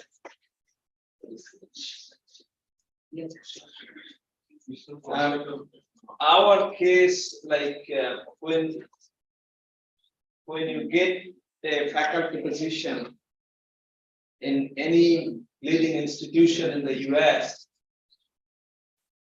life is actually very, very challenging. And I'll give you some glimpse of my challenge, but that specifically address some of the things that you need to think about. We have to bring our own funding. So basically, and some of you listen to these, just 10 slides. Okay. Basically, for us, like when I was hired, my salary comes from the university, and then I have to build the lab. They give you one-time startup salary, and that's his one time. And the rest of it you have to pay. So currently we have about 12 staff and about 8-9 undergraduate, graduate students. At any particular time, we have roughly about 20 to 25 people working in the lab. To my knowledge, in US standard, this is an extraordinarily big lab. I can tell you I have a lot more gray hairs than in last 6.5 years since I joined. It's not only that I have, like any of us, growing old, but the pressure is enormous. I did something this morning. I was trying to do quickly since 4 o'clock. I couldn't finish it nicely, and then I said, heck with it. I need to prepare a few slides. I was basically looking at how many grants I have written in 6 years and 8 months. The number is not accurate, I will admit. I do have a folder and I have to go through each of them. It comes something close to 45 grants. And I want to give you a real sense of the life. 45 grants. And this is, my appointment is 30% research. So, and this is not the only thing I do. You can imagine. I've published 45 peer-reviewed papers in 6 years and 8 months. I have about 10 patents filed, 2 of them issued and 8 under prosecution, and over 105 presentations in 23 countries or 25 countries. This is probably my 30th international trip. This is just part of my 30% effort. I'm trying to give you a sense. What Dr. Krishnan mentioned is actually, I'll tell you, fantastic.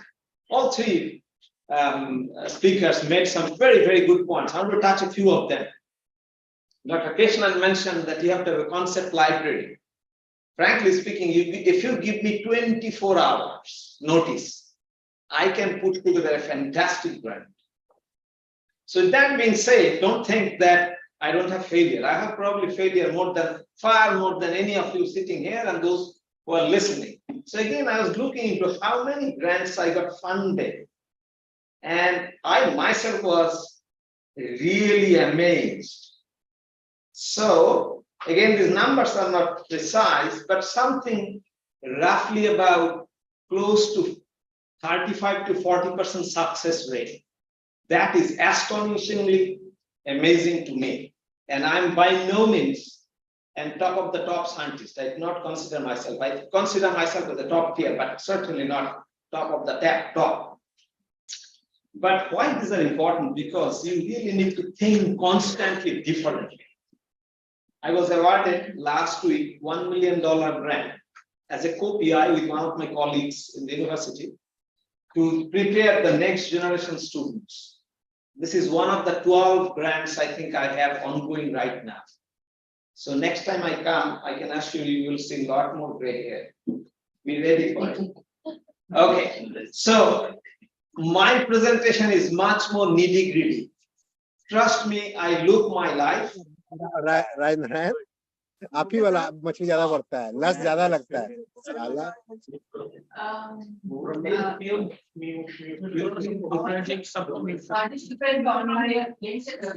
यहाँ से कर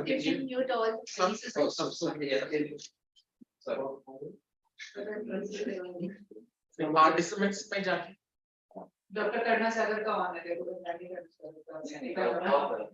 Please mute your mics while you are speaking. Okay, so just to give you, I constantly think a few things, and this next 9 slides basically gives you a very good overview of my mind.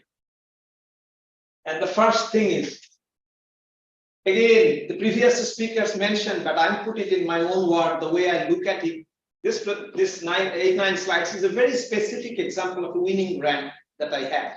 All of us love to talk about, success, not failure. I will tell some more failures also, and what I have learned and how I've turned around my failure to success. So writing a winning proposal is an art, in my opinion. how in terms of communicating simple, it could be really, really simple idea. By the way, I do sit in the USDA panel, NSF panel, and so I have a very good perspective, and these panels are not for aquaculture folks. Most of them are, I mean, the grants are terrestrial animals, most of them, all the way from poultry but basic molecular biology, genetics, and all kinds of things. So what I came to realize that writing a winning proposal is truly an art of communicating simple, very simple or complex ideas. It could be complex too, or hypothesis to someone who has nothing to do with aquaculture business. And I would admit that everything I'm saying is really more in terms of, or more applicable to the US context, certainly to Indian context too, because in the US, in the USDA, funding aquaculture is a small part of the total agriculture. So I'm really competing with people in plant science, poultry, swine, and their science is very advanced. Shrimp molecular biology is really bottom of the bottom, believe me or not, until very recent. So I really have to learn to communicate. Those who have nothing to do with shrimp business, except they may like to eat shrimp, and that makes me happy too. So with that being said, since I come from industry background and now I wear a different hat, I often ask, and this next comment is, I honestly mean it, I do this. I ask myself, would you put your own money for funding this project? This is what I always ask. This morning, I was having some conversation with some of the students related to this. So if you think this project is, you are not going to put your own money, why should you ask that money? You need to have some really a sense of responsibility, at least to me. And that's, believe me, any and every project that I'm putting, I can put my own money if I have. I have absolutely not a shred of doubt. And then I'm going to take you to a very specific case, a project that I submitted in 2022 September. And I got a phone call after a few months. I submitted in June. And I was very sick. And I want to tell you why. I was literally lying on the bed, and the USDA folks are calling me, the program manager. I missed the call. And I woke up, and this is in the middle of the day, and I see Tim Sullivan called. I said, "Hey, Tim, what's going on?" He said, "I want to tell you that I want to congratulate you because we are going to give you this award." I said, "Well, I'm really sick. I'm lying on the bed." So, well, get well soon, very fast. And that project, and then don't misinterpret me. I'm going to caution you. I'm very sensitive. I'm very sensitive to those. That particular project ranked second in the panel out of about 45 grants. So it is possible to come and beat the heck out of everyone almost and be at the top. So you need to believe. So what really makes a winning proposal truly? What is needed? So every time, and again, I'm writing a lot of this, and I wrote it in terms of US perspective, but same thing too in India too. When an RFP comes, the request for proposal, review very critically the priority areas. Reviewing these, at least with the in the USDA proposal document, 40, 50 pages are extraordinarily important. Last year, and you see how if you can do a serious mistake, and let me tell you one mistake I did, and I was so angry to myself. Last year, I was in India, and it was my 2 weeks time off, but actually I was writing a grant. All day night, sitting in my room in a house that I grew up in, one of the rooms, and I was writing. Sent all the document, they submitted. The University of Arizona has a wonderful infrastructure, and I can talk more about it later. But anyhow, sent it, they submitted, but there's one mistake I made. That proposal, I wrote in the abstract as a seed proposal, but the rest of the document was a full proposal.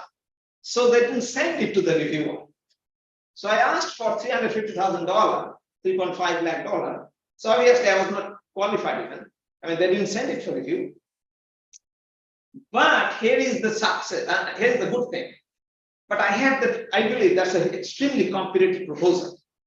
So I submitted the proposal with additional data last month, asking almost double the money. And I think I am one of the definitely competitive, it's a very, very competitive grant. So that gives you an idea. You can turn your failure into success also. So review very critically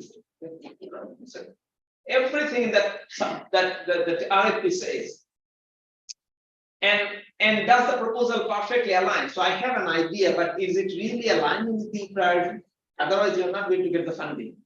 So if it aligns, highlight this in the abstract so that the reviewer can have a very good idea about the proposal just reading 200 words. This is the word limit. Remember, I'm sitting in the USDA panel next month. I will be reviewing about 8 to 10 grants. I work average 10, 12 hours on the lower end. It could be 14, 16 hours. I'm a human being too. Sometimes I get really mad at it. If I see some writing which is not good, trust me, great idea, I just say not funded, do not fund. So I will give you, this is the proposal again, it's a small proposal, small funding, it's not huge, but I had a very simple idea, which is the real problem of the aquafeed industry currently. Aquafeed industry uses shrimp meal, and that meal contains, if the meal originates from animals that are infected with virus, then your feed actually contains genomic content of the pathogen. So the feed, aquafeed, the formulated feed may have shrimp virus DNA, but it's not infectious. The problem is in shrimp world, there is no crustacean cell line. So how are you going to show whether your DNA is not infectious? You need the cell line. We don't have that. So I came up with a very simple way that how you can, even with the PCR, you can determine whether that feed is contain infectious pathogen or not. But here's what I want to highlight, and this is the abstract. I just copied and pasted. Ignore all the details, but what I want to highlight something. You see some of the critical things, I always underline and bold it. What I'm trying to do, I'm trying to make the life of the reviewer as simple as possible. And I can assure you, trust me, when I got the reviewer's comment, all 3 reviewers wrote, this was a fun grant to read. And this is exactly what I wanted. I didn't want to make the life difficult. I want to make the life very easy so that they can, just like a storybook, they can read it almost. So you highlight the problem and then you put your hypothesis and then you align last sentence. This provided a much needed practical solution for the aquafeed industry, facilitating the assurance of biosecurity of manufactured feed until a crustacean. See, look at this. Anyone who knows this business, they know that this proposal is a temporary solution. This is not the best solution. I am admitting what I'm proposing is not the best. Cell line is the best. But until we have a cell line, this could be at least a temporary fix. So this is why I wrote this provided, means this proposal, the idea, provide a much needed, this will provide a much needed practical solution for the aquafeed industry, facilitating the assurance of biosecurity of manufactured feeds until a crustacean cell line available for screening. So when a reviewer reads, if he thinks that, hey, there's a better alternative, or why he doesn't mention this. Remember, I'm competing with the guys who spent a whole life working on cows or sheep or chicken. They have no idea that there is no crustacean cell line. I have gotten this kind of comments. So what I'm trying to do, I'm trying to help the reviewer as much as I can to the best of my knowledge. And that should be the goal. And finally, you see, I wrote, this proposal falls within this, it's called National Institute of Food Agency, etc. And USDA's program priority areas, you write down so that the reviewer, because there are so many criteria, so many, priority areas. So the reviewer really needs to know what the heck. That brings, so now I'm writing the proposal. So in the body of the proposal, the project narrative, we have the introduction part. Include a very clear statement of the long-term goals of the proposed project. We need to, put why we are doing the long-term, but in the summarize the body of knowledge that substantiates the need of the proposed proposal. We can say, I want to study viral pathogenesis. I often hear the students telling, it really it pisses me off, to be honest with you. What the heck is that? I'm asking, what's your project? And he's saying, oh, I want to do viral pathogenesis. Big deal. Pathogenesis could be like, I want to go to moon. I mean, do you think you can go to moon in doing PhD in 3 years? Good luck, man. So break it down. You say that my idea is pathogenesis, but 3 years, it will take my whole life to study. So I'm going to study only one particular question. What I'm trying to highlight, what Dr. Krishna was mentioned, you really need to ask a very good question. You can tell the whole big picture, but ask a specific question. And then, very specifically, you mention or summarize. You see, I'm highlighting the limits of the current knowledge very specifically. These are the anything and in parentheses I copied from the grant. PCR detection methodologies do not provide information on infectivity of the pathogen strain. PCR techniques are developed based on non-target matrix. This is a very nitty-gritty thing, but I think my presentation at the end is perfect, I think. I'm talking about one particular grant. What makes you successful? What makes you top of the top? This is what is going to make you top of the top. Writing, and again, I'm going to make some harsh comments. So be ready what I'm going to say to listen to it. Frankly speaking, we are very poor in communication, both in writing as well as oratory skill. And this is a huge problem. In the US, you will not any grant. I can guarantee that you can write it down, whatever, unless you have good preliminary data. So this is a kind of a catch-22 situation in the US. It may not be for international organizations.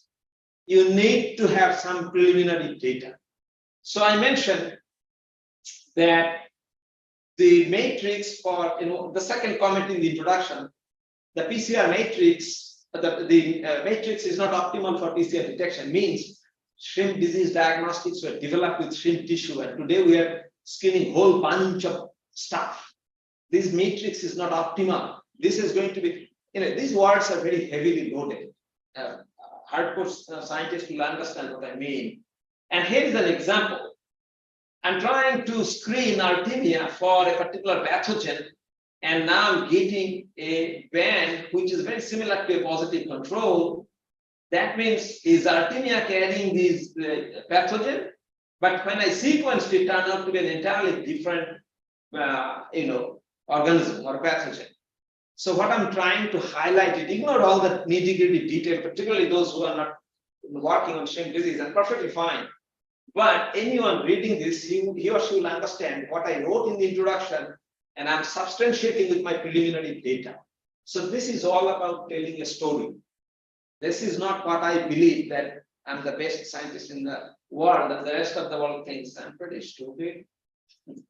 And then the second one gives you, like, we are screening samples, first time you detect, second time you detect, third time no. So there are discrepancies. So I'm trying to highlight the matrix is not optimal. There are discrepancies. More preliminary data, ignore everything, all the technicalities, but very solid. Now, if you would have read the whole proposal is 15 pages. First 4 or 5 pages, I can guarantee you can give it to Dr. Sharma, Orpita Sharma. She will understand it, most of it. First 5 pages, I guarantee you. And that's what I want to attend. This part, no, this is not, and that's fine. But the reason we do this, because there will be, among the reviewers, there will be some who knows 10 times more, maybe 100 times more than my knowledge on molecular biology. So I need to tell this person, hey, I'm not really stupid. I do know some hardcore molecular biology. So this is an example. So you put some hardcore data, a little bit of flavor. Then, and this is just an example of one of the objectives. So we have the objectives, 3 objectives for this proposal. And then I put some tasks, and then what I expect and what are the pitfalls. So for each task, I have to write, this is my task, here is what I'm going to do. And then this is I expect, and by the way, I'm aware of some pitfalls also. Then the reviewer thinks that, I'm thinking that if I do an experiment, if I fail, what is my alternative? They would like to see that I'm thinking of what they call it plan B. One of the things very important I find is, because my proposal will be read by scientists who has nothing to do with the shrimp business, I really want to give a kind of quick overview of a very nice workflow so that the person can understand it. And ignore all the details, but this is just a very nice workflow. If those who work in the space read this, they can almost close their eyes and they say, oh, I know what he's trying to do. And then comes, again, many of you mentioned, the previous speakers, I mean to say, established collaboration with the co-PIs. So if you have co-PIs, it's very important.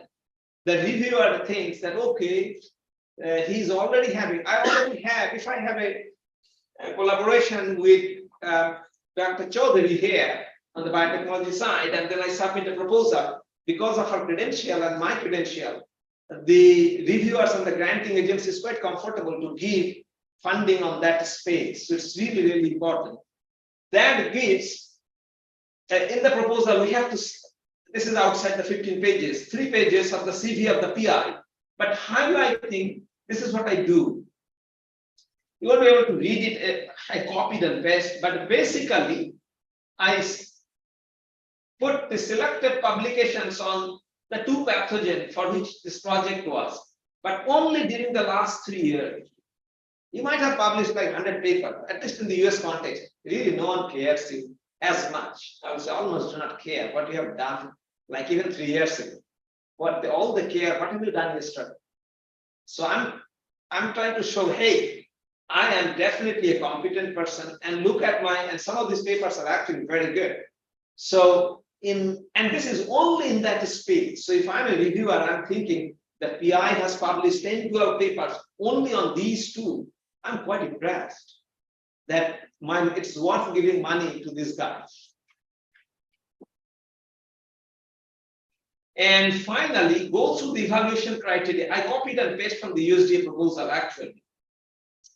There's a defined, these things are not superficial. These are the key for, key element for getting funding. You need to really go through the review criteria based on which they evaluate it actually, so that you cover each of those points in the proposal. Otherwise, you're not going to get the funding. And again, this is all details, happy to share with you if you want, that it basically, it lists the criteria based on which they will give project relevance, qualification of the PI, one aspect, scientific merit. Of course, scientific merit is the main thing, and the PI qualification and the project relevance. So these are the aspects that you need to really pay very, very close attention.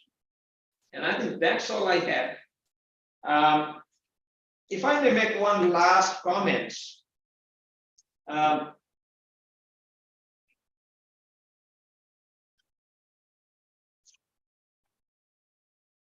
Yes, one last comment. I made a comment to some of the students this morning when I was meeting them, and I get to know about the research. And someone asked me that, we go to the farmers, they don't want to send samples and they don't want to tell us and all those things.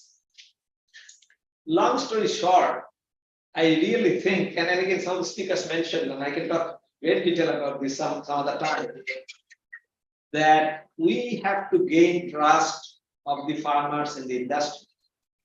In general, here in India and in many other countries in this part of the world, because funding, you don't have any urgency as much as I have, frankly speaking.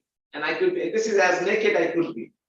if I don't bring funding, trust me, they will give me some warning, but then you know what happens. I have seen faculties asked to leave, and it's a very common thing in the US. It is not uncommon. Of course, when you are a tenured full professor, it gets a little harder, but still, there is nothing permanent except I'll be dead one day. So I'll stop here and happy to take and perhaps take a few questions and others can comment also. Thank you all so much. But this is very great. Any questions, sir? So you can come over here, sir. Yeah, I will do Yes, that, okay. yes. And you can close this. Thank you. People, Thank you so much for sharing your experiences with us. So, now it's time to take up the questions. So, chat box. sorry, last ask. Yes. Any- Anyone online would like to ask some questions or have some clarifications?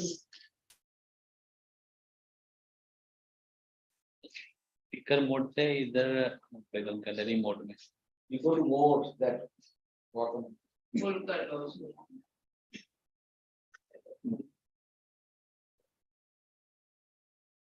Okay.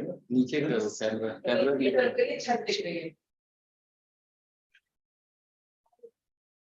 Yes Okay. Yes.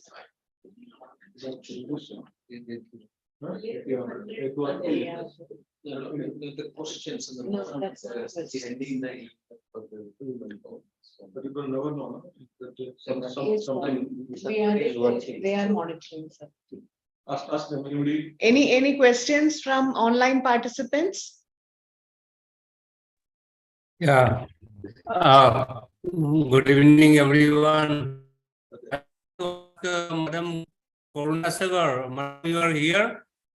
Yes. Madam Karuna Sagar. Yes, yes.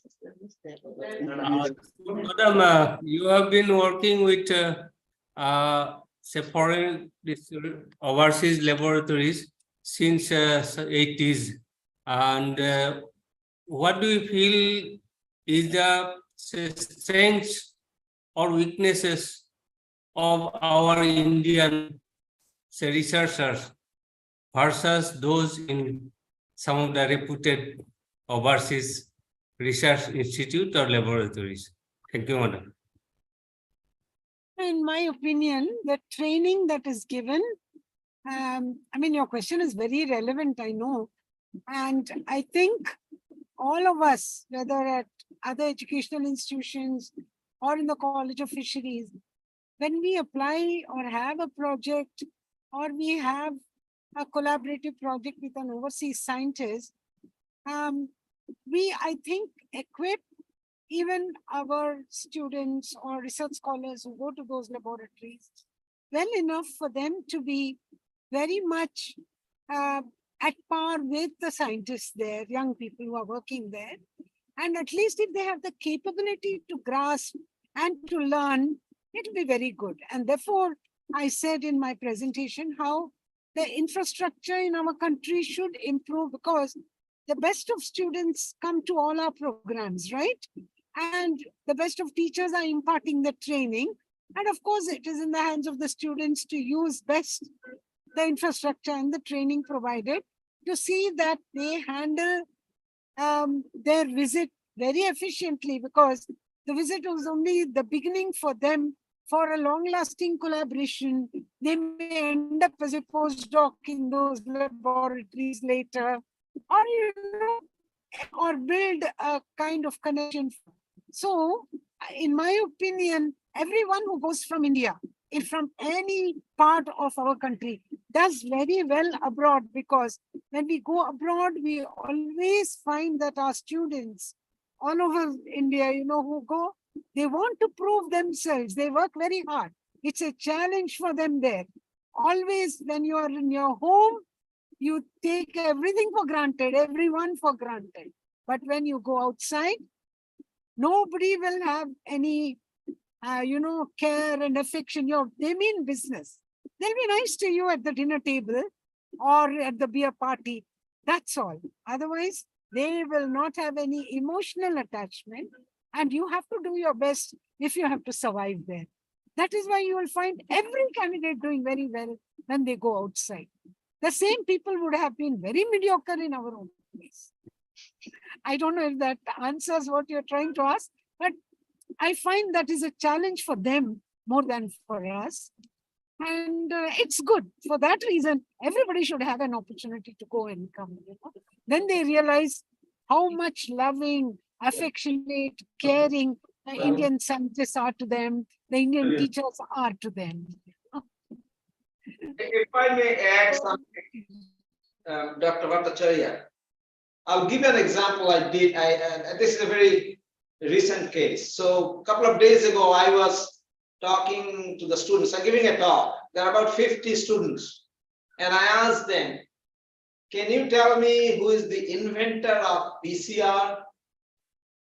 And I can tell you, almost half of the class raised hand, and they were correct. And then I asked, can you tell me, and this is a little bit technical question, that if I put all the components of a polymerized chain reaction, PCR, except the primer, do you think it will amplify? And if yes, why? If not, why? Only 2 or 3 students answered correctly. Rest of them, no. If you would have asked the same question in my class in the University of Arizona, the response will be just the other way around.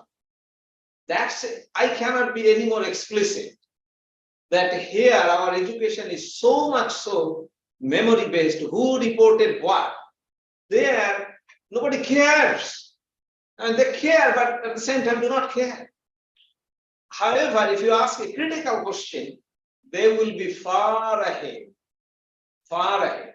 I really think, even over the last few days, I had wonderful interactions.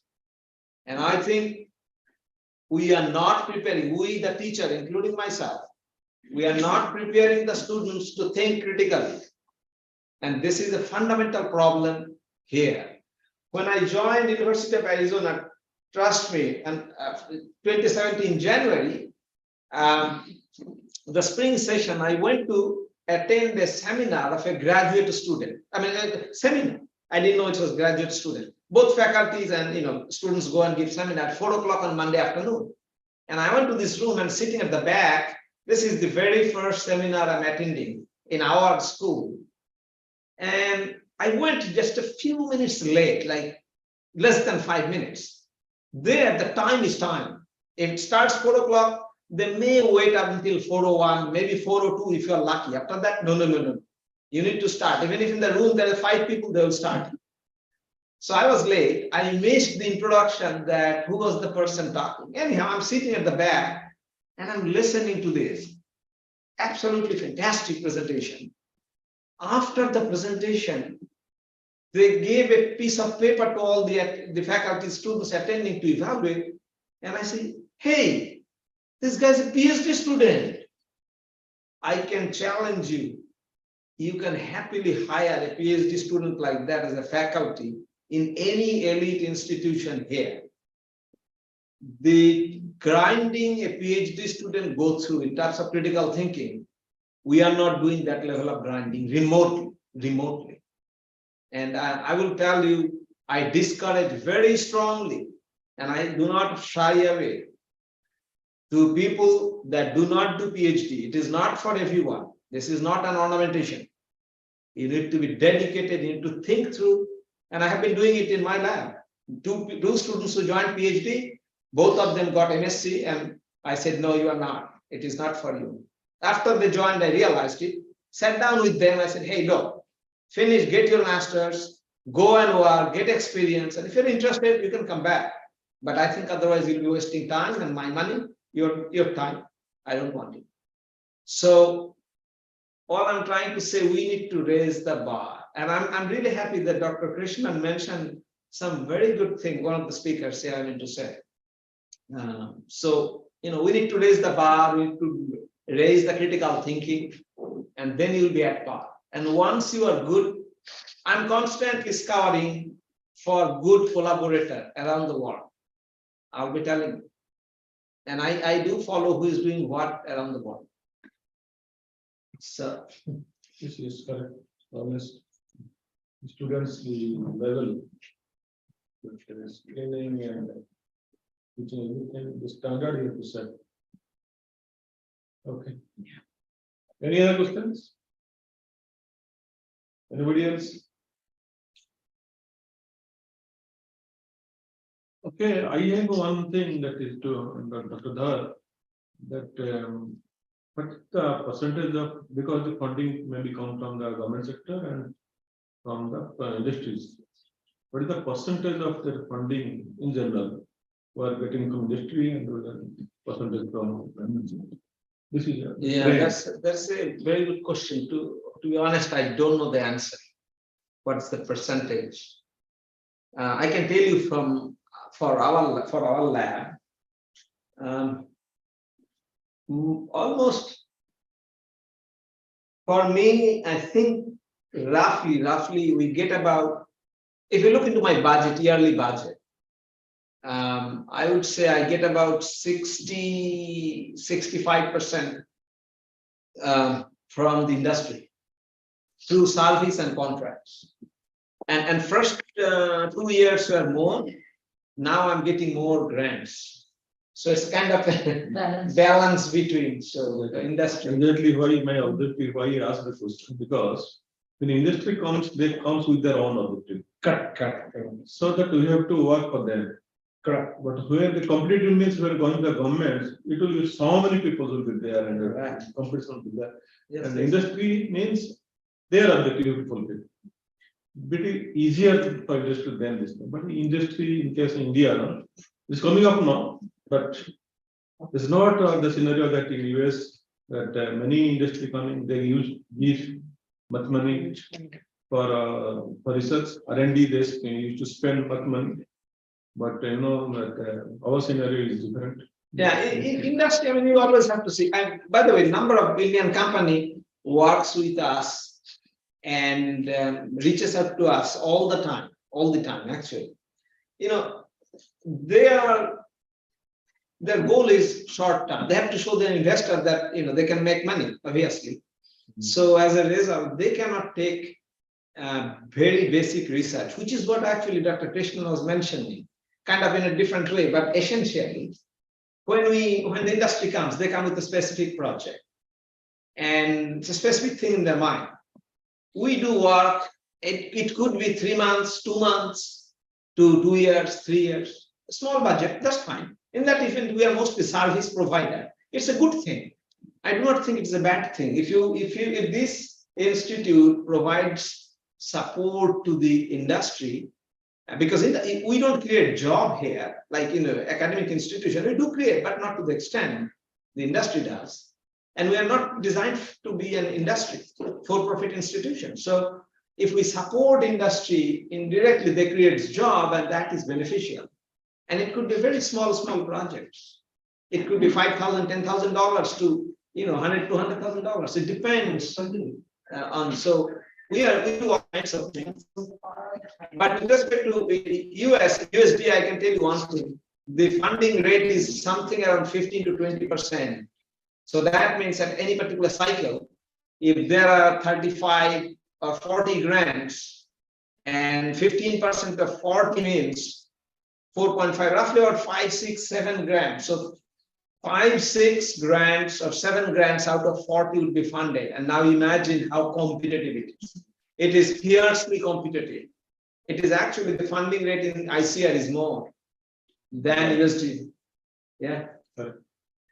I want to add something to that. So like ICAR is a big organization. Problem here that when we do something for the private industry or something for them, so at the last credit goes to them.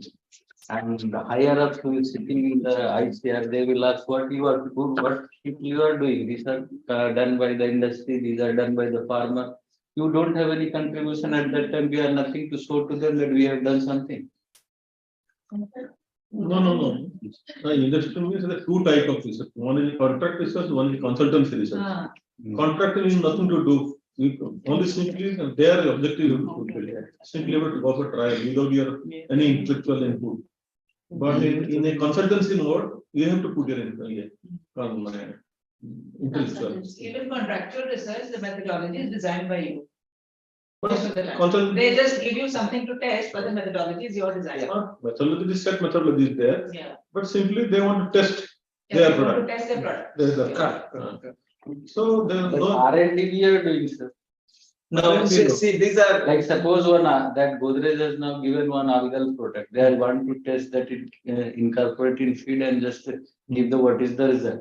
So they have just given this algal product, but R&D means what dose, what these things that we are designing for them. That's why they don't have facility. That's why they come to you. If you want to do something that input you are giving to give a different value to their product, then only they will charge for this thing. No, you raised a very good question, and we have this dilemma all the time.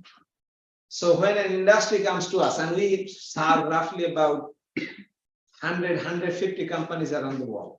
Basically, I can tell you, if you go to any place on earth where shrimp is farmed and there's a reasonable industry, very likelihood that they have been working with us in some shape and form. It's almost guaranteed today. So what I do, like this algal product you were mentioning, we get similar thing all the time. I can tell you right now, I can call my folks and they will say, yeah, we're running this XYZ. So when someone come to us, even actually some Indian companies contacting me, and I'll have some conversation just this week. And I say, look, first of all, I will remind them that the ratio is 1 to 80. So what do you think about 1 rupees? Is like, for me, $1. Okay, if you think, so just be careful before you come to us. Be very upfront. And after that, if you say, no, we have to do it, it's okay. I said, I don't want to know anything about your product or anything. In fact, this is one of the strengths of all that, because they will send 5 powders, 1, 2, 3, 4, 5. I don't need to know what is what. We run as a blind. So it's a double blind test. We help them to design a bare minimum workflow just to keep the thing within their budget. But we do not interpret. We run the assay, give the result, it's all there, we have nothing to do with it.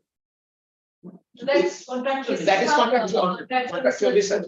Now, if they have a bigger project where we have input, then there might be some IP developed.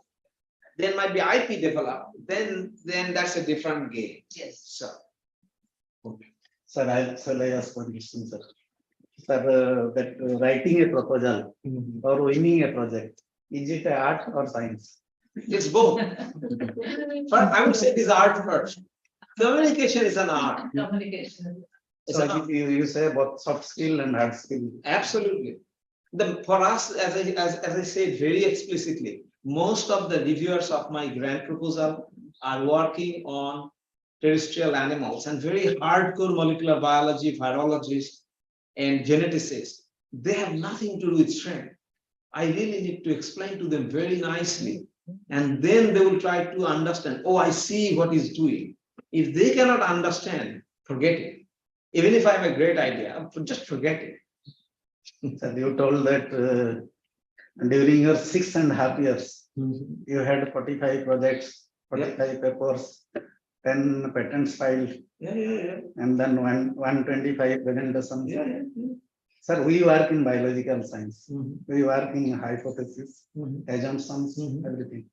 Many times biological science, as per assumption, it does not go. Correct.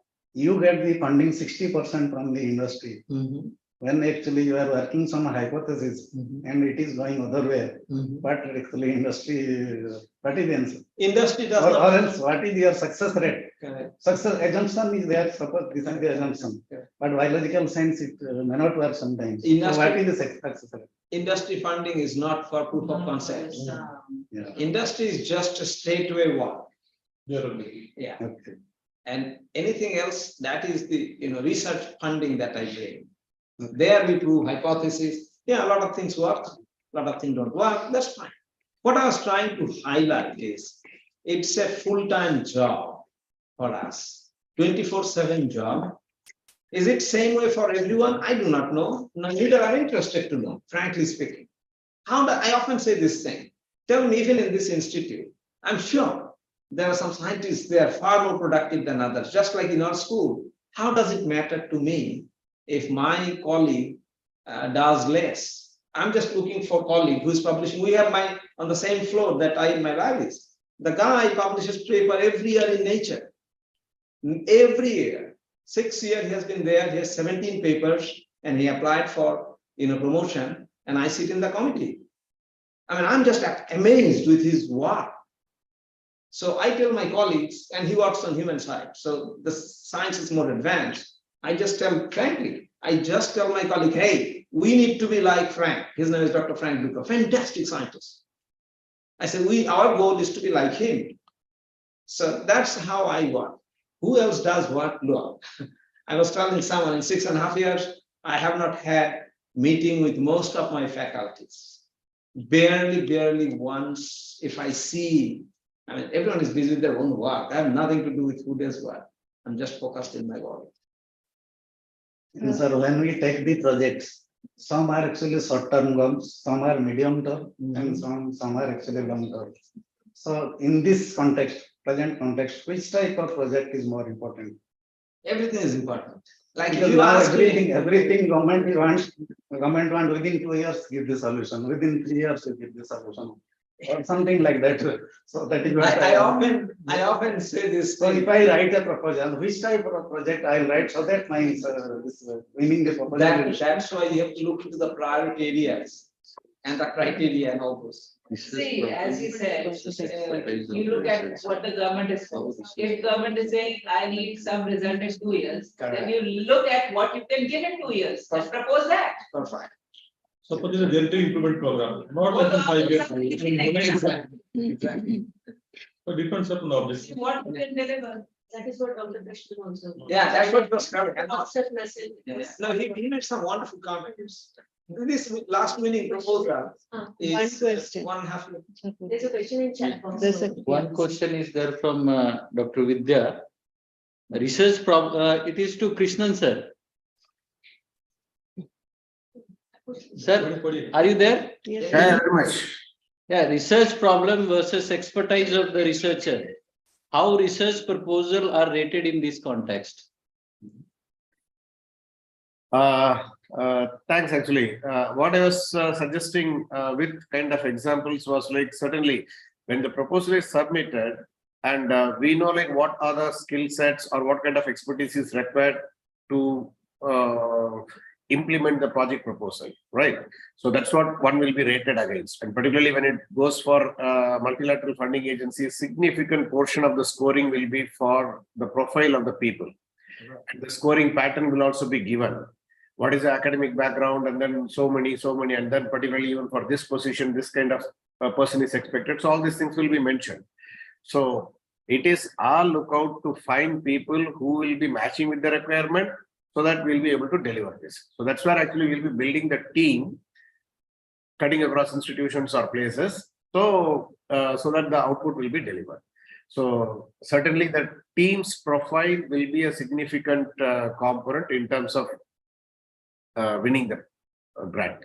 I don't know. That was a question. Did I answer? Yes. There's a question from Dr. Vishwas. Yeah. Goranga sir. Durango. Goranga sir, are you there? Raise the hand. Yeah. Can you hear me? Yeah. Okay. Good evening, all. So, really, it was a very nice workshop we attended, and especially Professor Dhar's presentation was really eye-opener, because we also formulated some projects many times, but these practical tidbits are really very effective. It will be, hopefully, for us also. So, sir, one thing, like you handle many projects, and as Professor Dr. Mohanto sir was telling about this biological system, we hypothesize many things, but in a projects, when hypothesize and we'll show that some of the outputs, outcomes, all those things. But at the end, if we don't achieve those, the project results are negatives. So how do you like justify that your funding and all this money wasted and sometimes question? So how you are going to justify all those and you are going to satisfy the authority, sir? So look at what happened with the Chandrayaan case. The previous, expedition or the previous effort was total failure. Was it really failure? No. Yeah, it was really the current success is really based on the previous success. So it's a challenge how you can communicate your positive thing. So it's like looking at the glass half full or half empty. So if you say that, okay, I did not get these results, but here is why I believe I did not get this result. The effort should be directed on a different way. You have to be very candid with evidence, with empirical data, which is what actually Dr. Krishna was mentioning. That, we often, I see it all the time. And in fact, I mentioned, I had a wonderful interactions with the students. I mean, I generally enjoy, and I have fun with the students, by the way. So it's not very serious conversation all the time. And I tell them, look, don't think failure is a failure all the time. You need to really look at why you fail and present that what could be the factors for failure. And there are people who can pick it up from there. So I do not really see a project is a failure, even if I didn't get expected result. So long, the PI, the principal investigator, and the team explained with enough rationality and empirical data that why they failed. The problem is we hide the thing. And we wanted to, because we want to present, so we often portray our negative result as close as positive result. And that is a real problem. In fact, students also hide the negative results in the thesis. We have to tell them, you have to report even the negative. You cannot say, you cannot just hide it and not give it. So every time we have to keep telling them, do give everything. That's correct. I mean, it's a human nature. So we try to hide negative. I'm not going to come and tell you that how many times I cry. Then you will look at me and say, what this guy is doing? I have learned the art of hiding my tears. So that's an art, but that's a different story. Wants to add something. Maybe just I would like to supplement with a perspective here. Like we in ICR as scientists, like probably we'll not be doing all the projects that we handle may not be essentially a research project. We'll be handling projects. Some will be like a capacity development project. Some will be like, say, development project also. We do it, right? So if we have a hardcore research project where defined research questions are there, probably there may not be a definite expected answer, no? So there is no question of, rather the process is more important in a typical research project. Like, yes, in capacity development project, like, or development project or any consultancy project where our expertise is involved. So there the deliveries will be reasonably defined and then achieved. Like, so maybe I'm just expanding what was already told. No. Dr. Krishnan, you made a very good comment. I can tell you, as I'm listening to you, something going through my mind. I was sitting in a panel. This is last year in USDA panel. And someone proposed, there was a proposal, and there are, the 11 reviewers, and it's a very brutal review process, and very, very high quality, I can tell you. And some of them are saying, no, we are not going to fund this. Because remember, at the end, only 6, 7 out of 30, 40 get in. They said, no. One of the reviewers, and she's a very, very well-known virologist, excellent. She stood up and she said, listen, I have been sitting in this panel for a long time. I really think this proposal should be funded, because if we don't give a chance, then this platform will never be developed. So we know the risk. It may be a failure, but let's take one shot at it. So it again depends how you present your case. It's really presenting a case. And that's where I firmly believe it's an art to a great extent. Of course, you have to have a good hypothesis and and so forth. But Sir, again, I'll just ask. Sir, ISRO is now one of the best space research organization in the world now. Okay. But if you see the scientific profile of ISRO, 2% of the actually ISRO scientists are from IIT, Elite Institute, I said IIT, the IT or whatever, NIT. But maximum are from private engineering college and they are from the third category type of our city. So what is your actually? you want to hear what I do when I have extra time? Sir, actually, It's just a coincidence, and I have exact answer to what you are asking. You know what I did? This is just 2 weeks ago when I had a little time. I went and looked into who are the key players in this Chandrayaan, project, and I looked at that. First of all, I was very happy. I'm being very honest. Happy for one thing. Most of them, there's one I think from IIT, and rest of them are from the other engineering colleges, yes. And all of them are from India. So what does it tell you? To me, it tells me, and I don't want to get into my background, and this is where I have serious fight. Let me tell you, I come from a very simple background, and I'm as good as a Harvard and MIT professor. And it sounds very rude, but that's how I feel it. That's how I now work is. I'm no less than any of them. You don't need to come from elite science, elite institution. If you come, wonderful. But that doesn't mean, it's because I come from a small town, that doesn't mean I'm any less than someone coming from rich family. Hell with it. No, I have absolute confidence. So, I don't judge people based on where they come from, how they look like. And in fact, if any of you, like those are faculties, if you're interested, I have 2 slides I presented to the students here on building soft skills. And I'm happy to share. I'm leaving everything with Dr. Bedegard. And if any of you are interested, just take a look at it. This is exactly I said. Doesn't matter. Why do you think a private college is a 2nd or 3rd tier college? Why? Without I told sir, they are actually in 3rd tier city. Tier city. Yeah. Why? I mean, I come from a very small town. I'm very happy to live in a small town, believe me. I don't like Calcutta. I come from West Bengal. I do not like Calcutta because it's so crowded and I just don't like it. It's so dirty. I live in small villages and it's so beautiful. So, you tell me.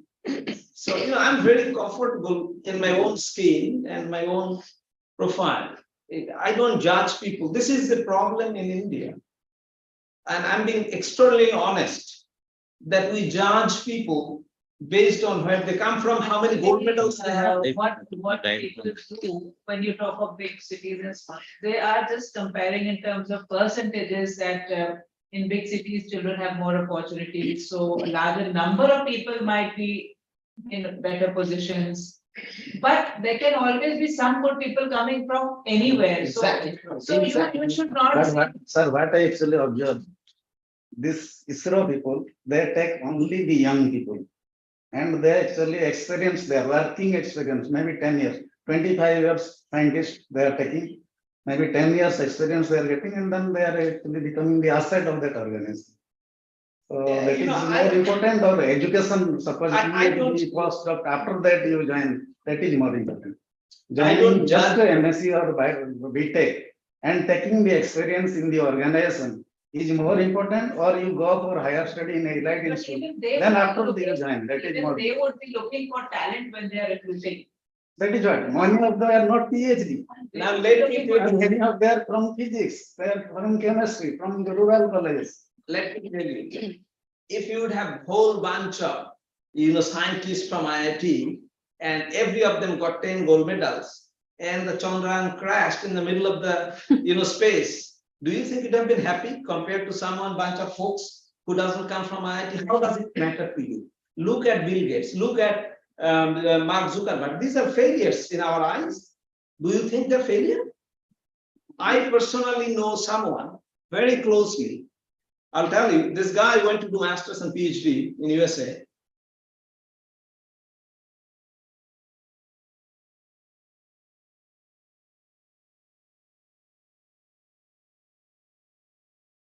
We had to go, myself and my family had to go because of some emergency to their house to stay. And the room I stayed, I'll never forget this. I entered, this is the bedroom, and I looked at the wall. OMG, the guy has 22 patents hanging on the wall. I never knew this thing. The guy has master's degree on it. What I'm trying to say, please, and this is a problem of our society. It's a pervasive systemic problem. We judge the moment you come from fisheries. I come from agriculture and plant science. I think you do not know. Who told me? Is it written in Gita or Mahabharata that if you come from agriculture plant science, you cannot do animal science? I don't think so. Anybody can do anything, and this is the mindset we need to teach our next generation if they had to be successful. And this is what I have seen in the US. I have students, you will not believe, utterly perform very bad in the lab, in class, and they were working as a student worker, fantastic. And I said, hey, that girl didn't do very well. I know, no one knows, I can discuss their grade. So what does it tell you? Skill set is very different than knowledge and where you come from and all those background. When I hire people or I collaborate with people, the only thing I look what Dr. Krishna was mentioning, I go back to their background. I look at what paper they publish, not the numbers. Whether you have 5,000 papers or 500 or 5 papers, I don't care. I care the quality. And does it match with my expectation? That's when I'll collaborate. You may have some 500 papers and all are fantastic. But it may not match with my things, sir. I don't really, please, let us not judge our students and scientists based on where they come from and all. You can have that statistics for your knowledge sake that No. you want, but. Recently, only 2-3 days back, paper I have seen this time the annual package from IIT Mumbai. Yeah. It starts from some crores, and to my surprise, the lowest one is 5 lakh rupees per annum from IIT Mumbai. Of course, there is one student. So that is only individual. Individual knowledge. So same IIT. Numbers will get higher salaries. From higher institute, larger numbers will get higher salaries. No, sir, what I mean to say, environments make the. That I think. Environment. So this is they are very low standard. How they are performing so well. Finally, it is the knowledge. Knowledge, yes. And grooming is very important. The environment So, makes. sir, actually another final question, sir. Whenever you are writing a paper, particularly for us, when we write to a foreign journals, they always say poor in English and poor in grammar. Scientifically, Indian paper, I say many times they will write you have to improve your English. So how to improve the English? But Indian context, many times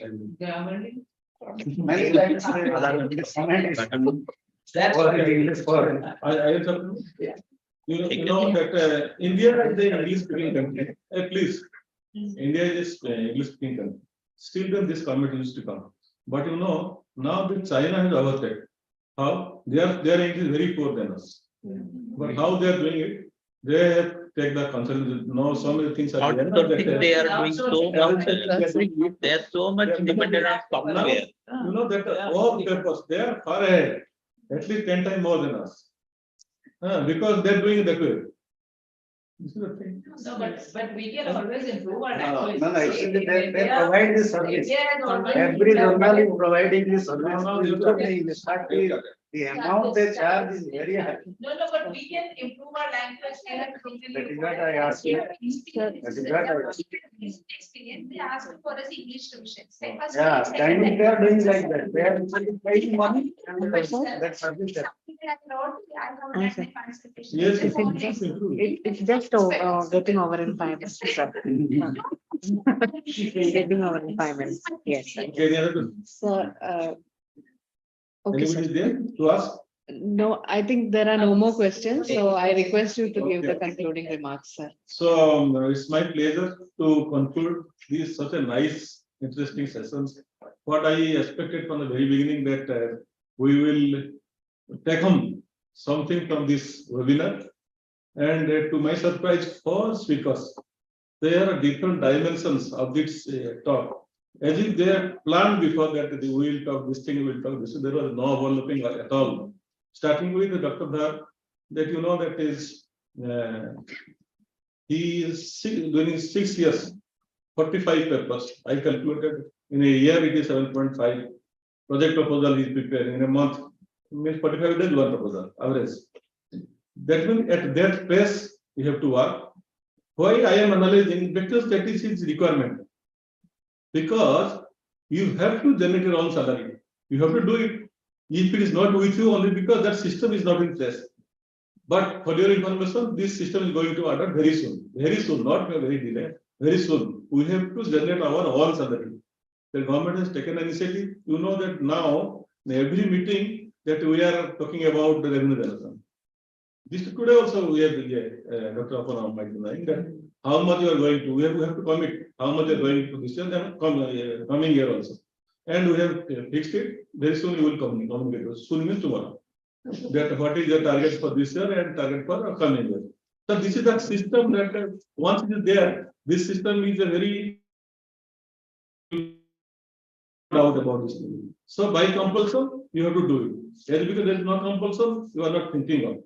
So this is the right time that we have created this.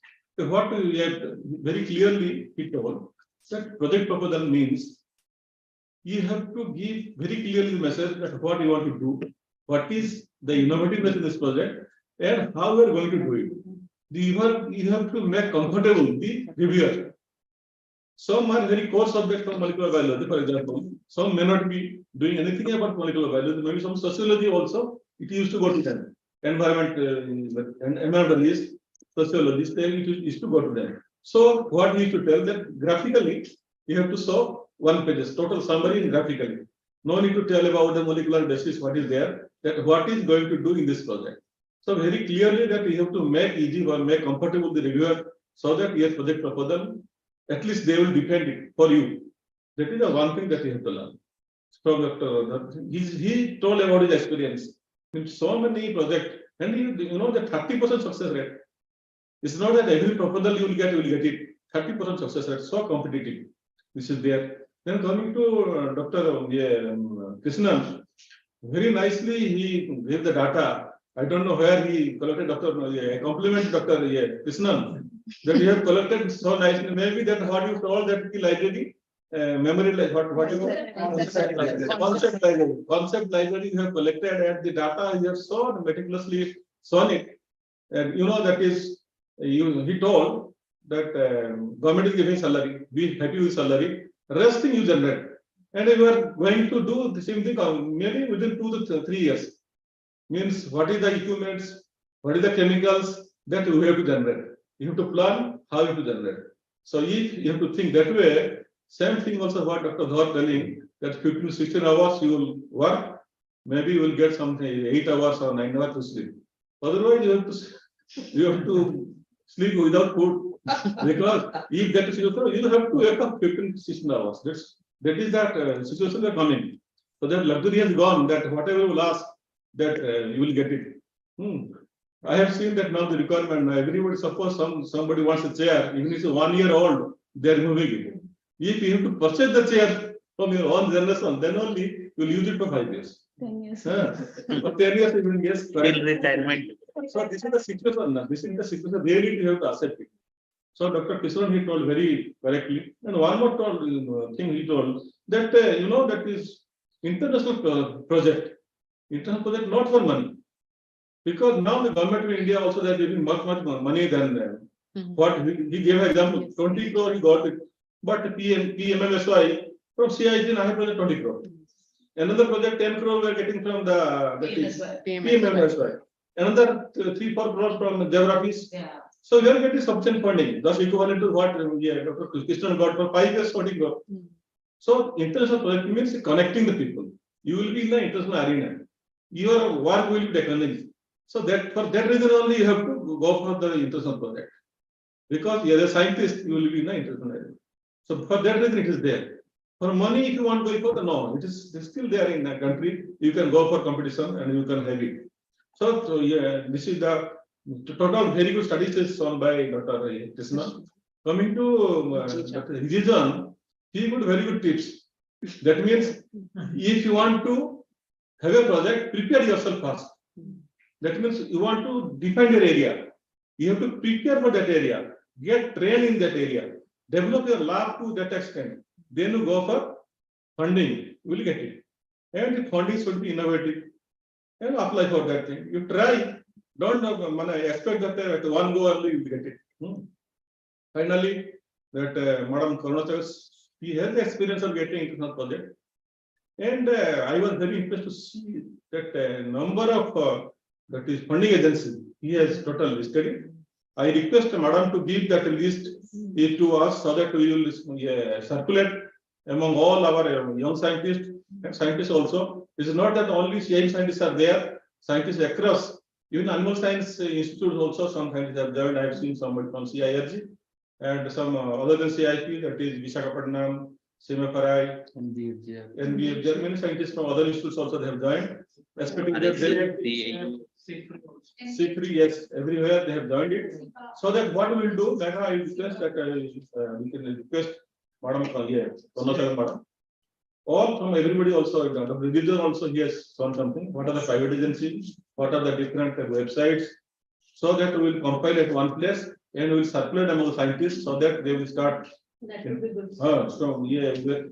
From different websites, they will learn it. Then they will see that some specific proposals are there. Some specific proposals are made for the women scientists. So they should get the privilege. So maybe the awareness may not be there. By giving all the information, it will be the first step to go ahead how to get the international competitive projects.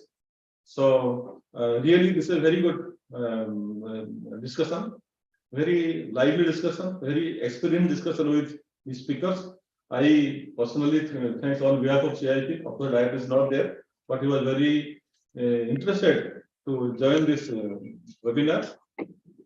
We are benefited from this webinar. I think that everything will be summed up and it will circulate among all those who are joined here. I personally thanks all the speakers, speaker, Madam Karunasagar, Dr. Jijan, Dr. Krishnan, and Dr. Dhar. So from CIP, on behalf of Director also, I extend my all that is happy welcome from CIP. It's a really fruitful. Thank you all. Thank you. Thank you very much. Thank you. Bye, sir. See you all. Bye, Krishna. Ma'am is traveling and attending. Huh? Yeah. Ma'am is traveling. I can see Dr. Karna Sagar ji is in a car. Ma'am, where are you going?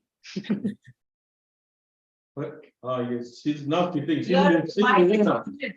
She's leaving now. Yeah. She was waiting for this webinar. Okay. Formal They are leaving now. Okay, bye-bye. Thank you all very much. Just a minute, ma'am. Just a minute, ma'am. We are unable to offer you a tea. Hello. Yes, yes. Just bear with us for another 2 minutes. So myself, Dr. Kundan, one of the coordinators for this workshop, and it's give me immense pleasure to propose formal vote of thanks at the end of this national workshop. That is writing winning proposal for securing international grants. So first, I express my sincere gratitude to Dr. C.N. Ravishankar, Honorable Vice Chancellor and Director of this institute, for his whole support and guidance to this national workshop. Even though he is not here in the CIP, but he sent his personal regards to all the eminent speakers for today's program. And we are thankful to Dr. N.P. Sahu, Joint Director CIP, for his supervision and timely suggestion for this workshop. And also, sir, we are inspired by your kind presence and your great words for this workshop. Thank you, sir. And I'm also extremely grateful to our head of the department, Dr. Megha Bedekar, for her leadership and enormous cooperation in organizing this workshop. I would like to extend my sincere thanks to our distinguished speakers, Dr. Indrani ma'am, Dr. Riji John sir, Dr. Dhar, and Dr. Krishnan, for their time, expertise, and passion in sharing their knowledge with us. Your lecture have not only enriched our understanding, but also inspired us to think critically and broaden our horizon in terms of international project and collaboration. I also want to thank all the HODs and the scientists who have joined this workshop online and offline for their active participation and thoughtful questions and enthusiasm during this workshop. And it is quite visible with the participant. Till now, we can see that 81 participants are there. And before that, it was totally full. We have make a link for 100 until at the last moment also, it was full, participant was full on and attendance was full. So we thank to all the online and offline scientists who have participated in this workshop.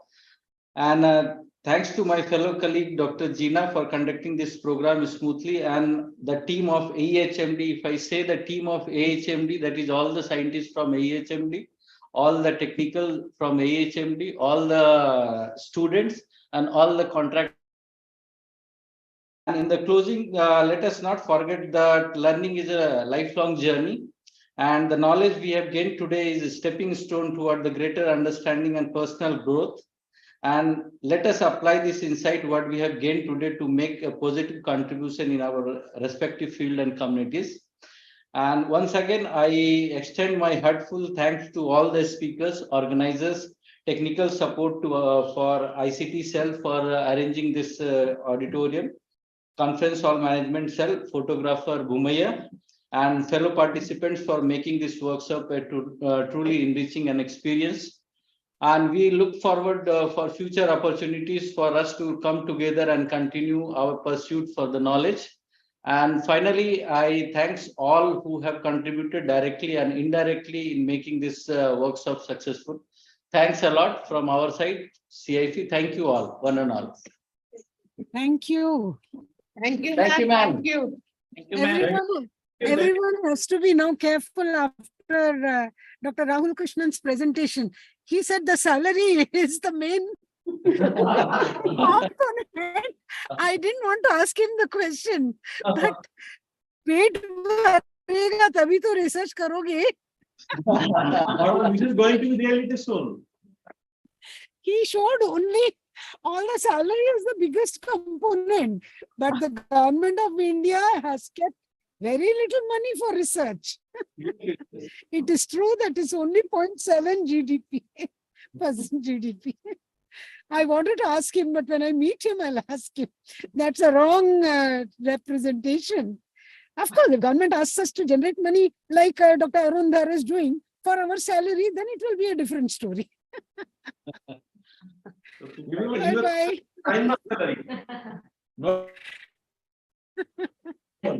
Bye. Tomorrow's workshop.